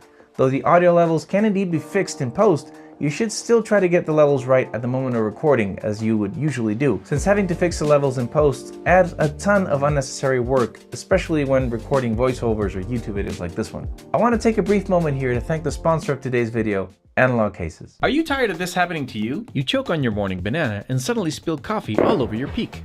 You forgot you left your OPXY on the desk and accidentally squish it when you sit on it. You sneeze, drop your book, and break your Okos in half. Well, worry not, my accident-prone friend, because Analog Cases has you covered. Analog Cases makes custom cases for most popular synths and groove boxes, as well as desktop stands, performance stands, and my favorite, the TrackPack Backpack. Use my affiliate link in the description to get a discount on your next purchase. Thank you so much, Analog Cases, for supporting me and other creators like me. Now, back to the video. Each channel has its own level control and panning. You can also send each channel to the internal effects, and you have 2 auxiliary sends that are meant to be used for external effects chains. Finally, you can also EQ each channel with a very straightforward 3-band equalizer, which allows you to move around the mid frequency to further dial things in. The Master Out also features a compressor that can really add some power to that final output while preventing the mix from clipping. Channels 1 and 2 have XLR type inputs and phantom power available as well, so you can plug in a condenser mic like the Rode NT1 for example. It is important to note though that while those channels do offer phantom power, there is no high Z option, so you can't run a passive guitar or bass guitar directly into the L6. And while we're on the subject of input volume levels, something that has annoyed me on the L6 are the gain knobs on the individual channels. I feel like they should be able to crank up the volume in the mix way more than they actually do. Take the Polybrute for example. It's not a particularly loud synth, and I'm used to having to add a bit of gain on any mixer or audio interface that I plug it into. On the L6, it always feels just a bit quiet, even when I fully crank up the gain on the channel I have it on. I'm not sure if this is a software thing that can be upgraded in a firmware update, but I love the gain knobs to offer just a few more dBs of boost per channel. On the other hand though, in regards to louder synths, I do have to say that the claim that it is hard to clip on this thing is not just marketing hype. I've used my Sub 37, which is one of the loudest synths I own, running into this thing pretty hot, and the L6 handled it beautifully. Same thing when singing high energy vocals, and it's really reassuring to know that you can just let loose in your performance and then still be able to salvage the recordings later on. As for the rest of the channels, I'm happy to say that we're dealing with 1/4-inch jacks all around. Channels 3 and 4 are stereo inputs that can also be set to 2 mono inputs each, and channels 5 and 6 can be either 2 stereo, 2 mono left inputs, or be set up to be USB audio inputs 1, 2, 3, and 4 from your DAW. Oh yeah, this thing can act as a fully featured audio interface and MIDI interface with your computer. Now, mixers being able to double as audio interfaces have become a pretty standard thing for a while now, but for them to also act as a MIDI bridge isn't, and I really wish my LiveTrack 12 could have done that back in the day. The L6 features MIDI TRS Type A in and out ports that allow you to either control the Zoom L6 with an external MIDI controller, so you could adjust the levels and panning with faders for example, and it can also act as a MIDI through port, so you can use it to connect your DAW with older gear that does not have USB MIDI like the Octatrack. While on the subject of audio interface duties and compatibility issues, I have successfully used my L6 with Ableton on my MacBook and with GarageBand and Logic Pro on my iPad. I wasn't so lucky on the MPC though. Even though the MPC does recognize it as an audio interface, I do get a message saying that the recording rate is not compatible with it, which I assume has something to do with the 32-bit float resolution. Unfortunately, I did not find a way to lower the recording resolution of the L6, either on the device or on the companion app. Going further along the front panel, you have the sound pads section. These are non-velocity sensitive pads that can trigger a sound effect or an audio loop, and you can configure this to be a one-shot, loop, or a hold function on the companion app as well. I haven't really gotten much use out of these buttons, but I imagine they might come in handy if I was doing a live stream or a podcast, and I could trigger something like an intro and outro music and maybe a laugh track or something. And you have a few select onboard effects as well. Now, of course, they aren't the wildest thing you've ever heard, especially if you're a fan of Strymon or Chase Bliss, but they sound a lot better than they have any right to, especially at this price point. They do come in very handy in cases like when you want to add a bit of reverb to a vocal for reference without wanting to actually set up the final vocal effects chain. Also, the effects do have a few parameters that you can tweak in the companion app to spice them up a bit if you want to. Speaking about the effects, it might be useful to keep in mind that when you're recording, each individual channel is recorded before the level, panning, effects, or EQ, so these won't be imprinted in the final audio file for each track. The master track is recorded as a mixdown though, so you could still get those effects and settings burned in there if you wanted. After you've taken the time to set things up just right for your live setup, you would be right in thinking that it would be difficult, or at least time consuming, to get things the exact same way that you had before from scratch every time you switch this thing on. Thankfully, the L6 has 3 scene slots that can remember the entire state of the device for you to recall instantly. Every fader position, every knob, EQ and effect value, etc. So you don't have to do this each time and can switch between a maximum of 3 setting states or templates if you will. Finally, the Zoom L6 can also record internally and play back audio from a micro SD card. Funnily enough, I remember that one of my major gripes with the L12 was that it had a 2-step recording process. You would press record to ARM, but then you had to press play for it to actually start recording. I lost many hours of audio thanks to that little quirk, because I would press record and start playing or talking in a video while not actually recording anything. Fun times. I'm pleased to report, however, that this is not the case on the L6 and that when you press record, it'll start recording immediately. No other steps necessary. So final verdict, is this the ultimate portable mixer for DAWless musicians? I'd at least say its pros far outweigh its cons, especially when considering how competitively Zoom have priced it. It's small, lightweight, battery powered, and it offers the enormous benefits of 32-bit resolution. I do still wish that it had higher gain per channel and that at least one channel offered high Z to plug in an acoustic guitar directly, but I'm nitpicking here. The L6 is a winner whichever way you look at it, and it gets the midlife seal of approval. It's one of the best options out there if you're looking for a portable, versatile mixer that won't break the bank. If you're still here, thank you so much for watching. If you enjoyed this video, please remember that you can always support my channel with something as simple as just clicking the like button, subscribing, or leaving me a comment, even if it's just to say hi. I hope you found this video useful, or at least entertaining. Have a great week. I'll see you next time.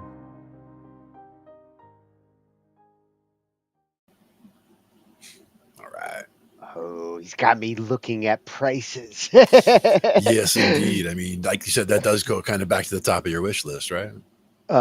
Yeah, it does a lot more than I thought it would. It's $329. That's not a bad spot. We're getting there. Well, given the knobs, being able to load up like a stored setting, with the Presonus, like we've got this mode, we've got this mode, and we've got this mode. 3 slots, I could save every mode I need to be in the mixer. Yeah. And exactly. the knobs actually do remember them. They're not just the knob, like it's stored, and wherever the light is on the knob, that's automated mixing. Yep. It's like infinity spin where there's not a hard pin, ding. Yeah, well, if I turn it, I want to adjust that light, but that light tells me where I'm at. Yeah. And a lot of it also comes down to how granular you can get with your adjustments, where, when it comes to mixing, sometimes just a tiny change, like when you're mixing on the iPad, a tiny change can be like a difference between Yeah, well, it depends. Are you turning the master, or are you turning a gain on a channel? Like, and whichever it is, like, if you're trying to make a small adjustment, it's important to be able to make fine adjustments like that. So I'm sure it's fine for that, but yeah. Yeah, the things that he wasn't nitpicking, lack of high Z definitely is going to bum out guitarists. Yeah. That's a function you would want as a guitarist on your mixer. Phantom power, no big surprise. If you're going to have XLRs, they phantom power is like air conditioning. It is a standard on good mixers for at least the first couple of channels. Yeah. For a reason. And they give you two here in like the size of a brick. Yeah. Nice compact form factor. I like that too. And like I said, they used all that space. Yeah, I do. I like companies who can find a way to do that. The only time I have caution there is, it's like building mini PCs. When you get too much stuff into too small of a space, the reliability, the heating problems sometimes, with audio, like they're too close together, bleed through. The condensed factor is something that I'd be concerned with. To me, it's more seeing how, like, for example, with the Personas that we used from the fader one going to the rack mount one, it's still in each case like the spot where you're actually plugging in everything, all the XLRs, for example. It is just it's all tight together because they are trying to get as many connections in as they can, and they're only making the thing as big as they need to to cover how many inputs there are. If it's sitting in a corner in a band room and doesn't get moved a lot, jostled, small form factor probably won't matter. But if you're dropping it in a laptop bag, bringing it on stage every night, well, we talked about that when they were talking about the buttons. 3 years, small form factor will probably break down a little faster than. And that's why we said it's important to have a good carrying case. And protect your equipment. And he had a carrying case sponsor. And when it comes to custom cases, if you can find a good place that actually does make a case for your instrument, it's like getting a good mechanic or doctor. Like you go back for the next case. Yeah. That's actually one thing where I have a lighting board that I use that has a bunch of faders on it. It looks like a soundboard, but if you don't take care of it, you will lose faders off of that thing. You will break buttons off of it. It's like you have to have it in something that protects it because you can't just have it sitting in the car or jostling around and all that. Yes. So I need to get a good case for it instead of just otherwise what people will do a lot of times is just keep it taking it in and out of the box with the styrofoam that it came with. So the box gets I see people do that with guitar pedals and things like that, and I'm like, you're so close. Like you're one step away. The Like, box, keeping it in the box is not a case. It is just what it came in. It's an example of something that is protecting it. So you can see something should be protecting like here and here, like the styrofoam chunks, right? So what kind of case you should be looking for. If you're going to pay a lot for this muffler, you better get a good muffler protector. Yeah, exactly. Absolutely right. Got to have a good case. Now, sometimes you can build your own custom case, but it has to protect the buttons and the faders and all that good stuff. I feel like they do a better job building them. Yeah, for sure. At Midlife Synthesist, I'm glad to add that to our. We are going to have a synthesis night, so I will be perusing his library. Excellent. Good information. Yeah, and if you got a mixer with like that kind of versatility, that mixer is USB like ready to go. It's an interface, just like an audio interface, but it has mixing capabilities. Very useful. Having an audio interface is great for getting that mic or that guitar into the computer, but having a mixer allows you to take that audio interface and this audio interface or this other signal and get multiple signals together, mixed, consolidated. And I think all serious musicians don't shouldn't just have an audio interface or a USB mixer. They should have both. Yeah, I agree. So go get one. If they do that, when it comes to what they do in their DAW in that ASO, you don't have to worry about routing that through what we talked about last week. You don't have to route that signal through digital patch bays because you can route that audio device's signal into your mixer, and your mixer consolidates all that ASO there and Wasapi here, multiple computers, different sound sources. Let the mixer do that work for you. Exactly. But you got to hook that audio interface up to it. And that's what this one's about. Yes. So let's do that. Something we were like going over the last couple of nights with a few waggers. Yeah, exactly. So at True Sound TV, True Sound Studios, and man, if that is the studio, it's a beauty. Nice. That's how I want my studio to look. Very cool. But my studio looks more like this. Yep. I do have some cool toys. Yes, indeed, you do. But I like this one because this Yamaha mixer, multiple people I'm trying to get this setup are dealing with this particular Yamaha mixer. So how he does it here, I'm going to relay that information to Luder. Nice. He needs to do this. Yep. And like I said, that mixer looks exactly like the one I have. Just, that one's the slightly larger one. The one I had was just the 402. So it's got the 2 XLR inputs and then 2 other channels. Yeah, and if you're missing the USB plug, that's the problem is it's missing the USB plug. So this was just before that. It's not an audio interface without the USB plug. Right. Well, the thing is that I use it as that's what we're talking through right now, and when I play guitar and all that, so I use it as a mixer where I get the microphone in, I get the guitar in, I get the keyboard in, all 3 of those, and then just take the main outs into the line in on my computer. An audio consolidator. And here's a left and right. I even just here's the 1/8 inch. So. Oh damn! For such a big guy, you use a tiny little plug. Yeah. Well, I got the breakout cable going out from there too, so the breakout cable was going.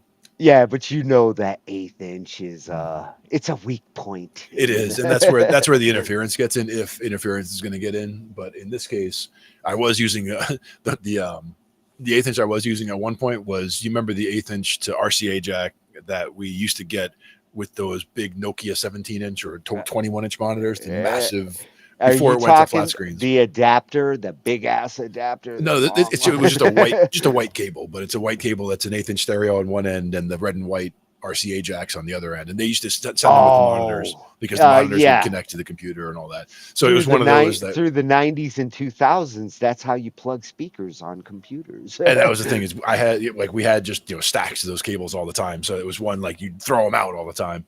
So like I had a bunch of those at home sitting around, and it was like, just use that, and that's what was allowing interference in, because they're not shielded for much of anything. They're noisy as hell. Exactly.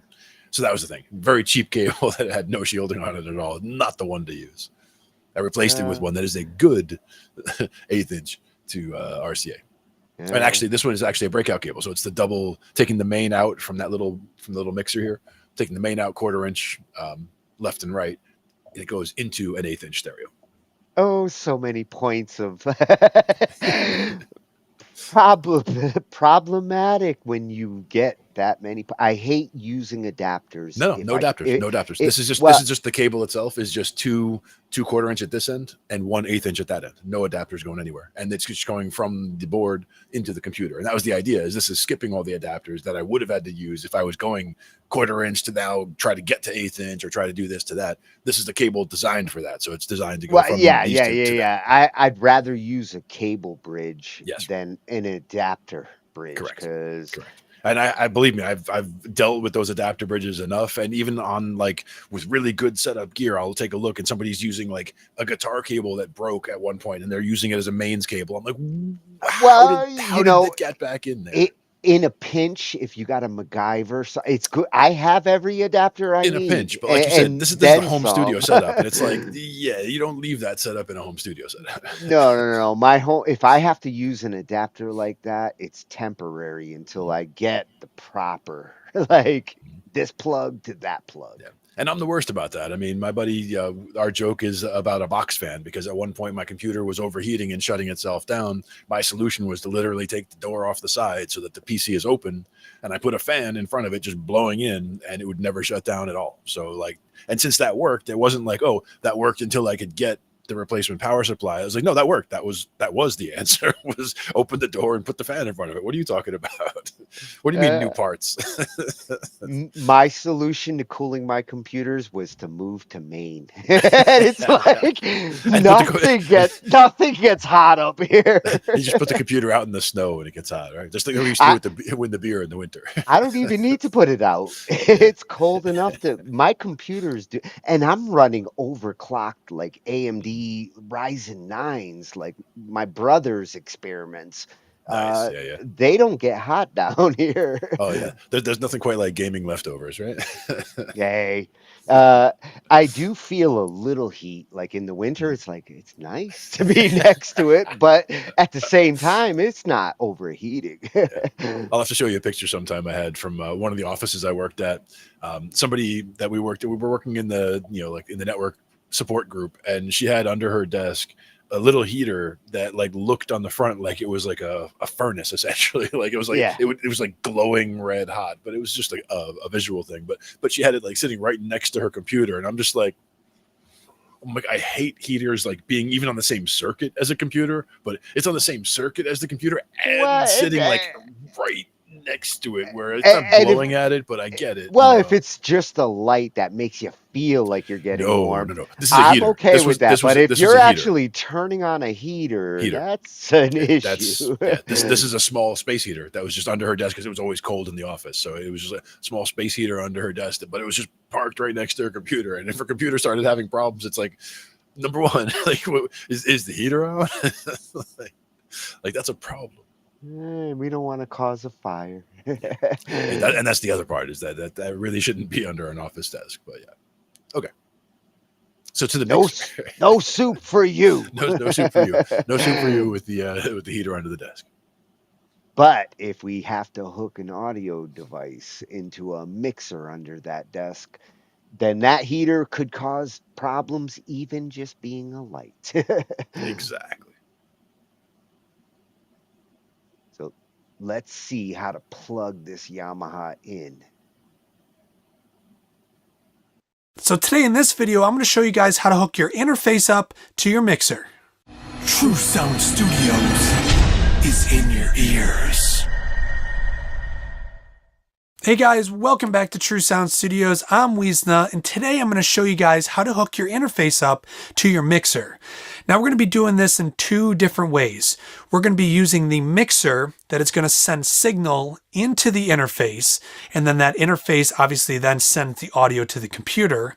Or we can do it the other way, where the interface is then outputting signal to the mixer, and the mixer then can be hooked up to headphones or your studio monitors or some large playback systems, just to have the option of doing it both ways. Now before we get started, check the description box down below for links to these interfaces, the mixer, the connection cables, as well as I mix and master full-time here at my studio, and all my rates are in there. Okay, so let's get into this video and let me show you guys how to hook this stuff up. Okay, so this is going to be setup number one. This is a really great setup when you want to run audio out of your audio interface into a mixer to be able to control different levels of different studio monitors, as well as the output volume for a particular pair of headphones. This is also a really great setup when you want to be able to use this live with backing tracks, where you send signal from your DAW, it goes into the audio interface, then it comes to the mixer so you can send a separate level or a separate signal to maybe the drummer, and then a separate signal to the PA system. Okay, so to get started, we need to attach cables from the audio interface to a stereo channel on our mixer. Now, if you don't have a stereo channel on your mixer, you need to have 2 mono channels. For example, on my mixer, channels 1 and 2 are mono, and then channels 3, 4, 5, 6, 7, 8, and 9, 10 are all stereo. And you can see that by, you can see here it says 3 left, 4 right, meaning this entire channel can be controlled and be used as a stereo channel. So there's just 1 EQ point for each and 1 level for each channel. If you were to use the 2 mono channels, you just need to pan channel 1 to the left, channel 2 to the right, and then this would be your overall volume control for the left channel, and this would be your overall volume for the right channel. Okay, so now we're going to take 2 cables, and these are balanced 1/4-inch cables, also known as a TRS cable. So the one cable is TRS to TRS, and this is how we're going to connect these.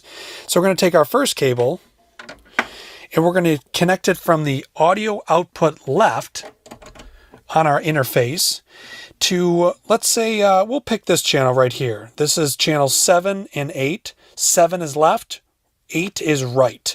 So since we're coming out of the audio interface on the left, we're going to go into the input here on channel 7. And then we're going to come from the audio interface right output to the right input on our mixer. So from here we can EQ this whole channel. We can add some highs if we want, take a little mids, add some low end in here, and then now this white fader now becomes our volume fader for this channel, which is obviously being fed from the audio interface. Now, what's great about this is maybe we want to send a separate audio level from the stereo outputs and separately to the control outputs or the headphone output. If we want to hook our headphones up to here, this knob down here will control the output for this particular headphone. And then if we connect our, let's say our studio monitors to here, this is going to be our volume control for that. So we have our headphones. We can connect our headphone jack to an adapter so we can plug it into the headphones. And now signal will come through these yellow cables into here, and it'll feed signal to the master section where now we can control up the CR, which is control room, or the headphone level. So now we can just turn this up, and now signal will come out of here and be heard inside the headphones. And now we'll use these blue cables to represent the connection to our studio monitors. I don't have any studio monitors that'll fit up here, but so now we can take our one cable connected from the stereo output, which once again is being controlled by this knob. And let's say we'll use the left. We'll plug this into here. And then this will be plugged into our left studio monitor. And then we'll use another cable to plug into the right stereo output, and this will be plugged into our right studio monitor. So now if we turn up the control knob here on the mixer, we'll feed signal to our studio monitors. So now you can have a different amount of level going to the studio monitors, separate from the amount of level going to the headphones. So another thing we can use this for is for a live situation. So we can have our signal coming into this channel, and then maybe we can send signal to the headphones that the drummer is going to be wearing. So now we can really crank the signal so the drummer can hear the backing tracks. And then we can send signal to the PA system using the stereo output. And now we can actually alter the amount of signal that the PA system will be getting. Okay, in setup number 2, now we're going to use the mixer to actually feed signal into the audio interface, so then we can use this to record. So we could plug in, let's say, a microphone into the mixer. It'll send signal through the channel. It'll come out one of our stereo outputs. It will go into the audio interface and then be recorded inside the DAW. So once again, we're going to be using these same 1/4-inch TRS to TRS cables. So what we're going to do is take our stereo output left. We're going to connect one cable to it. And then this cable is then going to be plugged into line input 1 or line input left. Then we're going to take our second cable and plug it into stereo output right. And then plug this cable into line input 2 or line input right. So then we can take, for example, a microphone. Okay, this is going to have a yellow cable on it. So we can plug our mic into channel number 1 and put the microphone right here. And now we can have signal coming into the microphone, which then connects to this channel. We can turn up the gain and have a good amount of signal come into here. Maybe we can EQ it a little bit, send the overall level, which then comes over to the output section of our mixer. Then from here, we're going to turn up the stereo output. And then the signal then comes out of the stereo outputs, comes over to our interface, comes into the line inputs on the interface, and then runs out through the USB cable to the DAW. This is also a great setup for podcasts where you have multiple microphones plugged into multiple channels that then can be sent to your audio interface and recorded inside of your DAW. So you can have multiple people talking and record this entire conversation. You can have a live performance. This is another great way to capture a live performance with multiple signals, multiple microphones. The only negative part about this is that all of these microphones, for example, all 3 of these microphones are going to be recorded and into a stereo channel inside your DAW, and unfortunately they won't be separated. So you won't have channel 1, 2, and 3 separated in your DAW as channel 1, 2, and 3. If you do want to record 2 microphones at a time and have separate control over both microphones after it gets into your DAW, what you can do is have channel 1 be panned all the way to the left and have channel 2 pan all the way to the right. So then this microphone would be left, this microphone would be right. So you can record it as a stereo channel in your DAW, and then in the DAW you would have a separate recording just of this microphone and a separate recording of just this microphone, but only if you pan these channels totally separate. Because what you're really doing is taking the left channel and recording it as channel 1, and you're taking the right channel and recording it as channel 2. Now, there is a situation where you don't have a line input on your audio interface. For example, this Persona's audio box USB only has a mic and an instrument input. So we're actually going to be using the instrument input, but we have to use a different cable. This is a TS 1/4-inch cable, also known as an unbalanced cable. And we're going to use this type of cable connect to our interface. And then the other end of the cable also has a TS to TS unbalanced connection where we plug into our mixer. So to be clear, if your interface doesn't have a line input on it, it only has a microphone or an instrument connection, this is what you're going to have to do. I find that maybe half the interfaces have line inputs and the others don't, especially when it gets to these like budget friendly interfaces anywhere from $150 and under. My Persona's audio box USB does not have line input connections. I have an iRig Pro Duo that doesn't have line input connections, but that tone port from line 6, that one does. And then I also have another one from Lexicon that has line inputs on it. So it just kind of really depends. So if you only have these instrument 1/4-inch connections, you're going to be using an unbalanced, so it's known as a TS to TS or a 1/4-inch unbalanced connection. Now I know this isn't like the most ideal situation because now you're using an instrument input instead of a line input, but I promise you it really does sound really good. In fact, all the audio that I'm using to record this entire video is using this unbalanced instrument connection to record the audio. So it really does work really well. Once again, this is not the perfect situation, but it is a way around it. So guys, thanks for watching this video. Now I have a lot of other videos showing how to hook things up. One of my most popular one is how to connect a compressor to a mixer in a couple different ways, depending on what kind of mixer you have and what kind of connections you have. I will link those videos down in the description. They'll also be at the very end of this video. And if you guys are recording at home and just looking for a really professional mix and master, please go ahead, send me an email. I'd love to work with you guys. It doesn't matter what skill level you're at. There's always a way to take your production, your song, just to the next level and really make it sound professional. So as always, guys, thanks for watching this video. Don't forget to find True Sound Studios on Instagram. I post there every single day. All right, guys, thanks for watching, and I'll see you guys in the next video.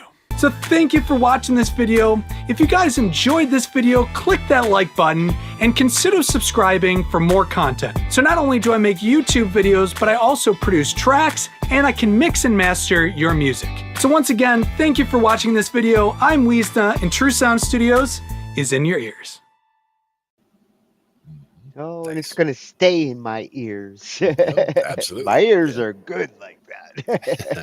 No, very good, very good breakdown of how that goes. And my buddy Mike definitely approves of the color coding of the cables.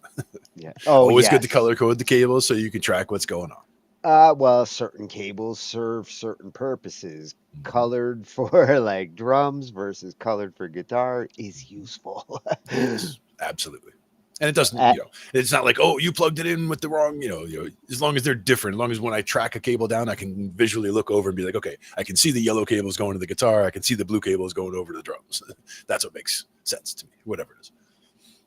And the signal routing, I like that he actually showed both options there. Right. Audio interface to mixer or mixer to audio interface. Both are useful. Yes. For different scenarios. And I could actually see myself switching. Sometimes I do on that music machine, depending on whether I want the Mackie to be the master or the Roland. And rarely do I go to the Roland. That's the audio interface in my scenario. The Mackie is the consolidator. The Roland goes into the Mackie, so I don't usually need to just go to the audio interface. I use the audio interface as one part of the mixing sound. And I do very much like the way they were using the headphones, the control room, and the main outs as three separate things. So you can take the one signal and send it three separate places at three separate volumes, which is cool. Monitoring is everything. After you've got everything actually going in, monitoring and what am I hearing here? What am I hearing there? And being able to send in these mixers that have a channel 3 and 4, musicians are going to want to start using that to get additional signal from the same device. If it has a channel 3 and 4, you have a whole separate line out. Yep, exactly. And that's where the Tech 21 SansAmp, the DI box that I have for my bass, it actually has, the regular output that you normally send 1/4-inch output instrument cable, and it has a bypass or a secondary output so that you can send it like to an amp by you and an amp over there, or an effects chain in some cases. Like Exactly. I wanna run this through an effects chain and bring it back in. Yep, exactly. Or you just take it, through the effects chain and continue on from there. Yeah, we got some cool options nowadays. Exactly. And something like this can, again, since you could use it this way or that way, it can help solve multiple problems, and as well as just being part of the regular setup that you have. If it's like it's part of the regular setup and then you have an upgrade to something else, everybody usually keeps the old stuff anyway. So you've got a stack of, the old one and the old one before that, the old one before that. I wouldn't kick an old piece of equipment out of bed. I might move it. I might move it to a corner of the bed, but or under the bed. When it goes under the bed, it's usually tucked away. That only comes out if you really need something. Oh wait, I know how we can fix this. It's like the last ditch effort. Well, everything else broke, and this is all I have left. So be careful. So No that was at True Sound TV. Love hearing studio advice from a nice studio there. Oh yeah, very cool. Good toys. And when you are working in a nice studio and you are a professional sound engineer, your approach, your mentality changes with that level of it's one thing mixing for yourself in the bedroom, it's another thing mixing for clients in the studio. Absolutely. Best thing I would say, or the biggest thing I would say, is having a thick skin when it comes to sharing of ideas. Like, they may have different vision than what you come up with, and it's important to be able to have those conversations candidly. Well, and I think the studios, they know their job. So like, they're probably catering to the producer or the record company because they're the bosses. They're the ones signing the checks. Yeah, the one signing the checks is always important. They try to cater to the artist, but it really depends on whether that like producer says, don't listen to those blokes. They don't know what they're talking about. Just record them. Just hit the button. Yeah. Sometimes as an engineer, you're in that kind of situation. Yeah. So at Offshore Audio, this one caught my eye because with the whole mixing mentality and how you evolve as a engineer, he talks about some of that. Right.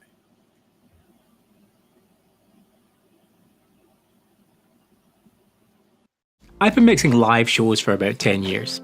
It's my only job, so I guess that makes me a professional. Now, I've seen and done a lot of wacky stuff in my time. I've made a lot of mistakes and I've tried a lot of different techniques. And there's a lot of things that I just don't do anymore. Some of them I really recommend against, and some of them are just personal taste and I don't like doing them. So here are 10 things that I never do as a live sound engineer. Or I should say that I never do them anymore, because these are all things that I have done and I've stopped doing them for one reason or another. Maybe I'll start again, but who knows. Let's dive in. The first thing that I don't do anymore is ring out the PA with an SM58. So back when I started mixing, I was mixing in little basement venues and I used to go in and, well, in the first place, I never even rung out the PA because I didn't know what that was. But then once I learned that I should be ringing out the PA, the way I learned to do it was that you grab a 58 and you turn it up, it starts feeding back, and then you turn around to your graphic EQ, which is, analog hardware EQ over here, and then you notch out the frequencies that are feeding back.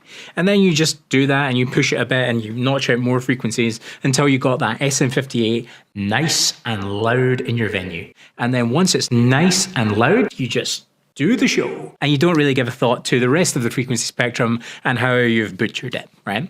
But the thing is that I don't do that anymore because I don't necessarily need to, but at that point in time, I think I did need to. Because when you're in a tiny little basement venue, the main problem that you come up against is getting the vocal above the band. And actually, this kind of aggressive EQ can get the vocal above the band. So I never do it anymore, but that's because I work on bigger stages and there's more PA sound and less band sound. And I need to make sure that that PA is reproducing the full frequency spectrum so that tracks, bass, drums, and everything sounds rich and clear coming out of the PA. In a basement venue, the backline creates like 80% of the sound, and the PA is really mostly for the vocals. So that's why I did it. That's why I don't do it anymore. The second thing that I don't do anymore is plug a mini jack to XLR cable directly into the mixer without using a DI box. I'll tell you why. Because I used to do that to play tracks and test PA systems. And then one day, someone thought it would be a good idea to enable the phantom power on input 1 and 2 on the mixer. I plugged it in and goodbye telephone, right? That was my phone, gone. It was like an HTC 10 or HTC 1. I can't remember what it was called years ago. But didn't work anymore. The battery lasted about 20 minutes and it overheated every time I turned it on. So don't do that. Always use a DI box. And this is something I would never go back to doing. Always use a mini jack to 2 jack cables if you can. And if you need to use XLR, go through a DI box. The third thing that I never do anymore is parallel compression. Back in the day when I started mixing, I used to always have a parallel group for my drums, and I would compress the hell out of it and mix that in with the rest of the drum kit. And I think I just heard that it was cool. And over time, I kind of learned that less is more, and I just stopped using parallel compression on just about anything. Now, this is something I'd say that if you like it and it works for you, then go ahead. But it's just a matter of personal taste. I never do that anymore. So if you think that you need to, you don't need to. I'm a professional, apparently, and I never do it. If you're already working as a live sound engineer, but you think that you could level up, you'd like to do bigger shows and you'd like to fill your calendar more, then you should check out my Live Sound Career Accelerator. I'm launching it this summer. So if you check the link in the description below this video, you can fill out the application form. And if you're a good fit, then I'll get in touch with you and we can have a chat about you joining the program. The sole aim of this program is to fill your calendar with live sound work. So I'll take you from where you are now to a full full calendar in 6 months. Fill out the application form below and we'll talk then. The number 4 thing that I never do anymore is I never assume that the people at the venue are the band that are supposed to be playing that night. I always double check with them. Hi, are you X band? And you're supposed to be playing in this venue tonight. Because one time, years ago, I had a band come in and we started loading everything up, put a drum kit on the stage, started getting everything mic'd up, and then their manager came down like 25 minutes later after we'd got everything in place pretty much and just said, "This isn't the right venue." We had a laugh and it turned out they were supposed to be in the venue next door. Who'd have thought? So that was a waste of time. Had to go next door, collect the correct band, had to deliver that band to the correct venue, and lost like an hour of setup and sound check time. So when someone walks into your venue, always confirm that they are who you think they are and that they are playing in your venue tonight. Number 5 thing that I never do anymore is I never EQ with my eyes. I'm kind of lucky enough that I started live sound on analog mixers when EQing with your eyes isn't really an option. You mostly do it by touch.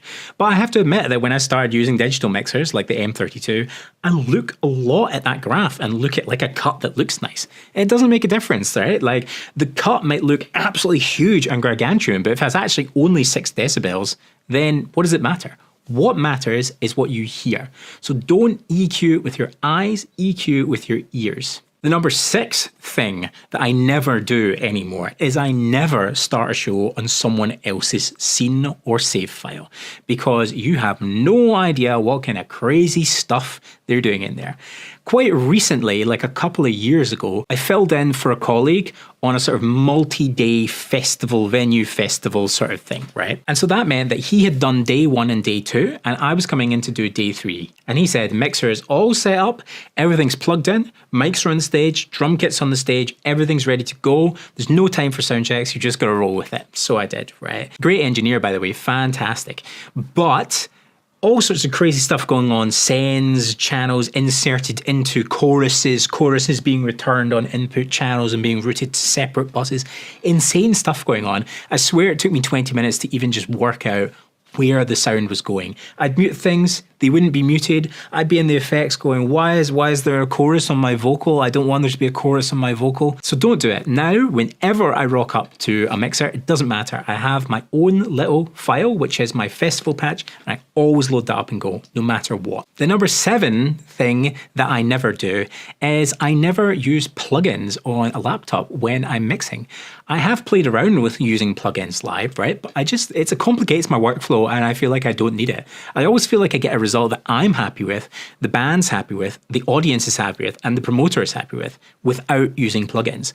And if I can provide that result without using plugins, then it would just be my ego wanting to complicate things to add plugins. So maybe I will add them at some point down the line, but right now I just don't see why I would do that because everything's working and everyone's happy. So I never use plugins. Number 8 for things that I never do is I never actually use groups when I'm mixing. A lot of people are like, whoa, this is crazy, you got to use groups, right? And do you know what? I don't, right? Like, as I mentioned in the beginning, I used to use groups. I used to have a vocal group and I used to have a drum group. And I don't really know what I gained from that.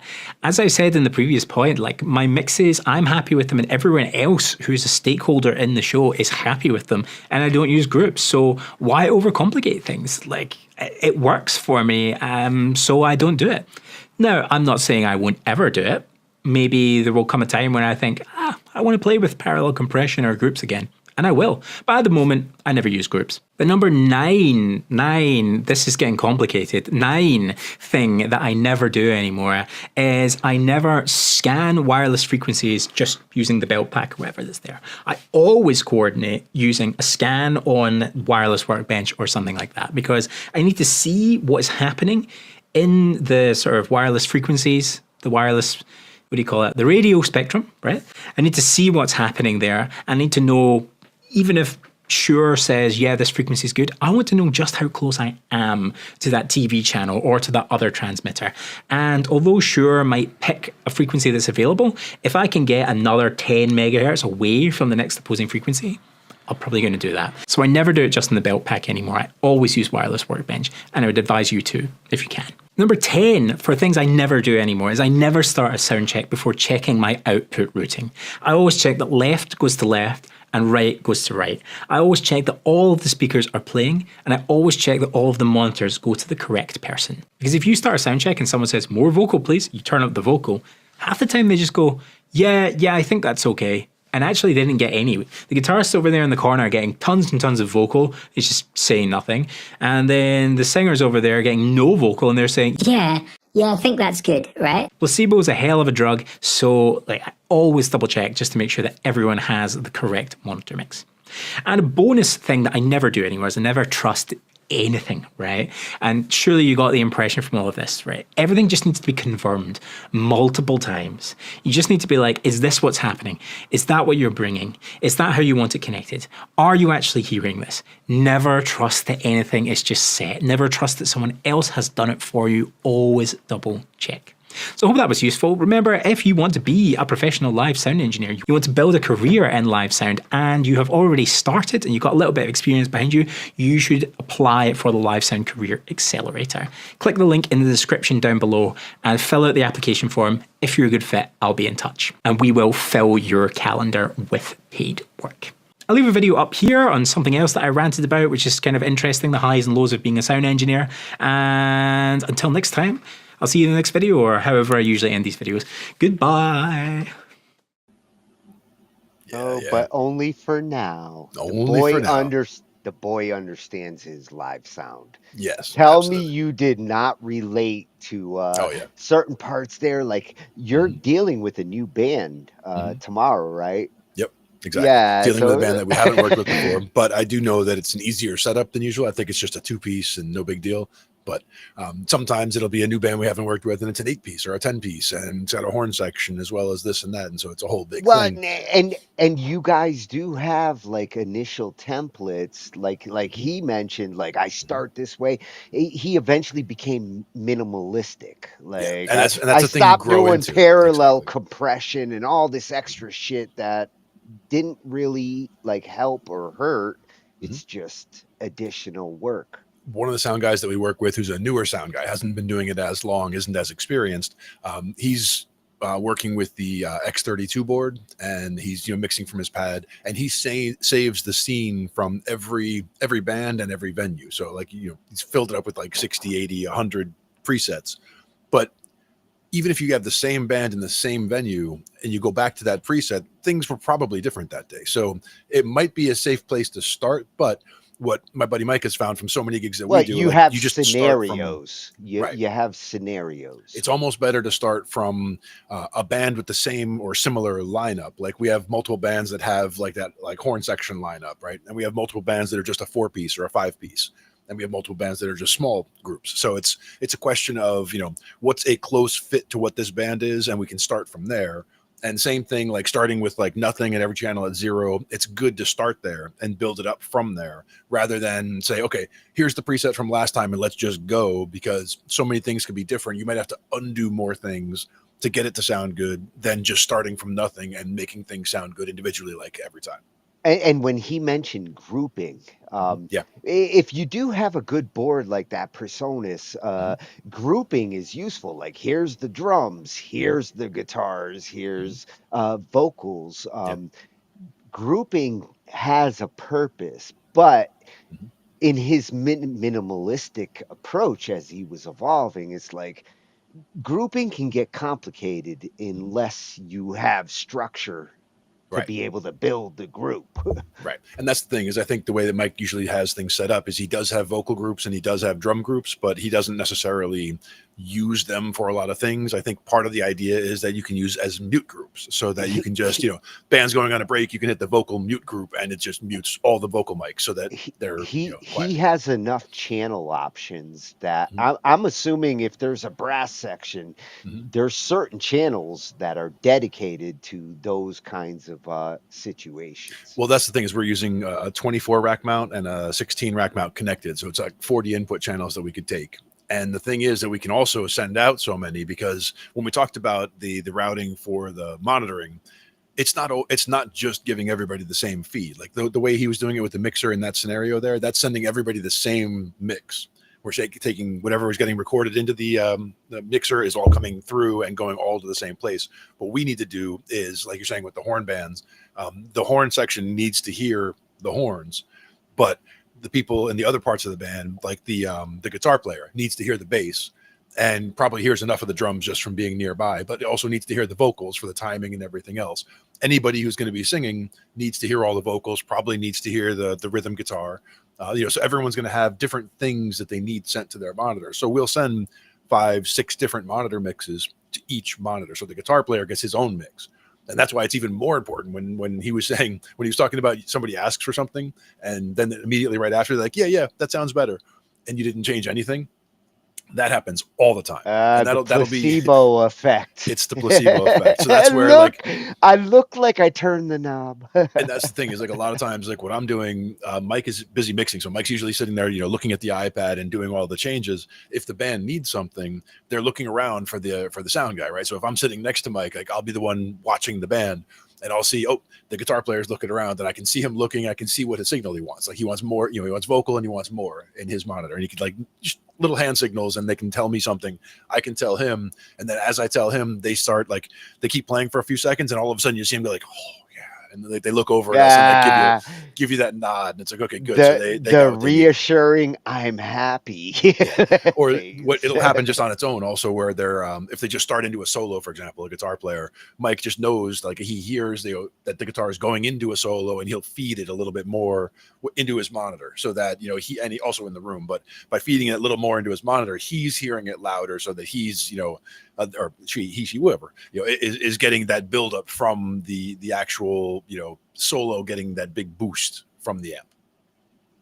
They like that when you get that. I extra want to boost. hear it in all its glory. Now the wireless one, that was an interesting one. The wireless spectrum scanner, definitely a good idea, because we do have issues with the wireless setups. Like we usually keep the wireless, for the wireless mics on the subwoofers in the front corners, so that they're line of sight where people can see them. But there's sometimes so much interference just from so many different wireless devices in the room. Could be a lot of different things.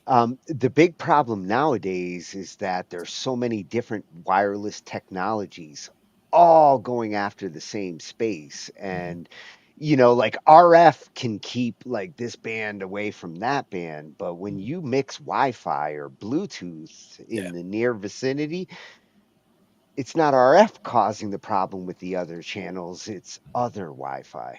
Yeah. One thing I saw also was one of the small, like just a DJ had a small Bluetooth speaker, that just like had it to play a track or something for a venue or for an event. Yeah. And Is so it many providing a useful function? Otherwise, turn it off. Well, in this case, he was like trying to present something, or trying to have like a part of the show, let's say, whatever it was, demonstration, could be a karate demonstration or a dog show, whatever it is. They had some kind of event going on, and they had the speaker out there, and so many people were filming with their cameras all in that vicinity that you get that the sound, the way it sounds when there's too much interference around there, and it's just cutting in and out. And it was all, it's just very obvious what the problem is, because so many people are all just crowded around with their phones. Well, having that kind of spectrum analyzer he was talking about, like, hey, we're doing a live show. We got all this wireless gear. We want to make sure it's not being interfered with. Planes aren't coming down. Wireless workbench, I believe it was called. So that I'm going to have to talk with Mike about, because that is a very good call on their part. Another quick one was, he was talking about getting the right band in the right venue. Yeah, well, we did start setting up on the wrong stage one time, because we did have a venue at a place. There's a stage there. We pull up, start setting up the gear, and then all of a sudden, like a big moving truck pulls up with like the real gear, because this particular stage had like the chain how much did you set up? Were you we had like broken halfway? We had broken out half of the equipment from his car, because it was basically from the car, and the stage is right there, so it's like from the car onto the stage. So like we got about half the car emptied when we realized, and then it was like, oh, okay. And then our stage was like, oh, over there. So it was like, put it all back in the car and just go drive quarter mile over that way, and then start setting up over there. But I'm going to need another cup of coffee, Mike. Get me two, Utah. Get me two. Make it a double. For sure.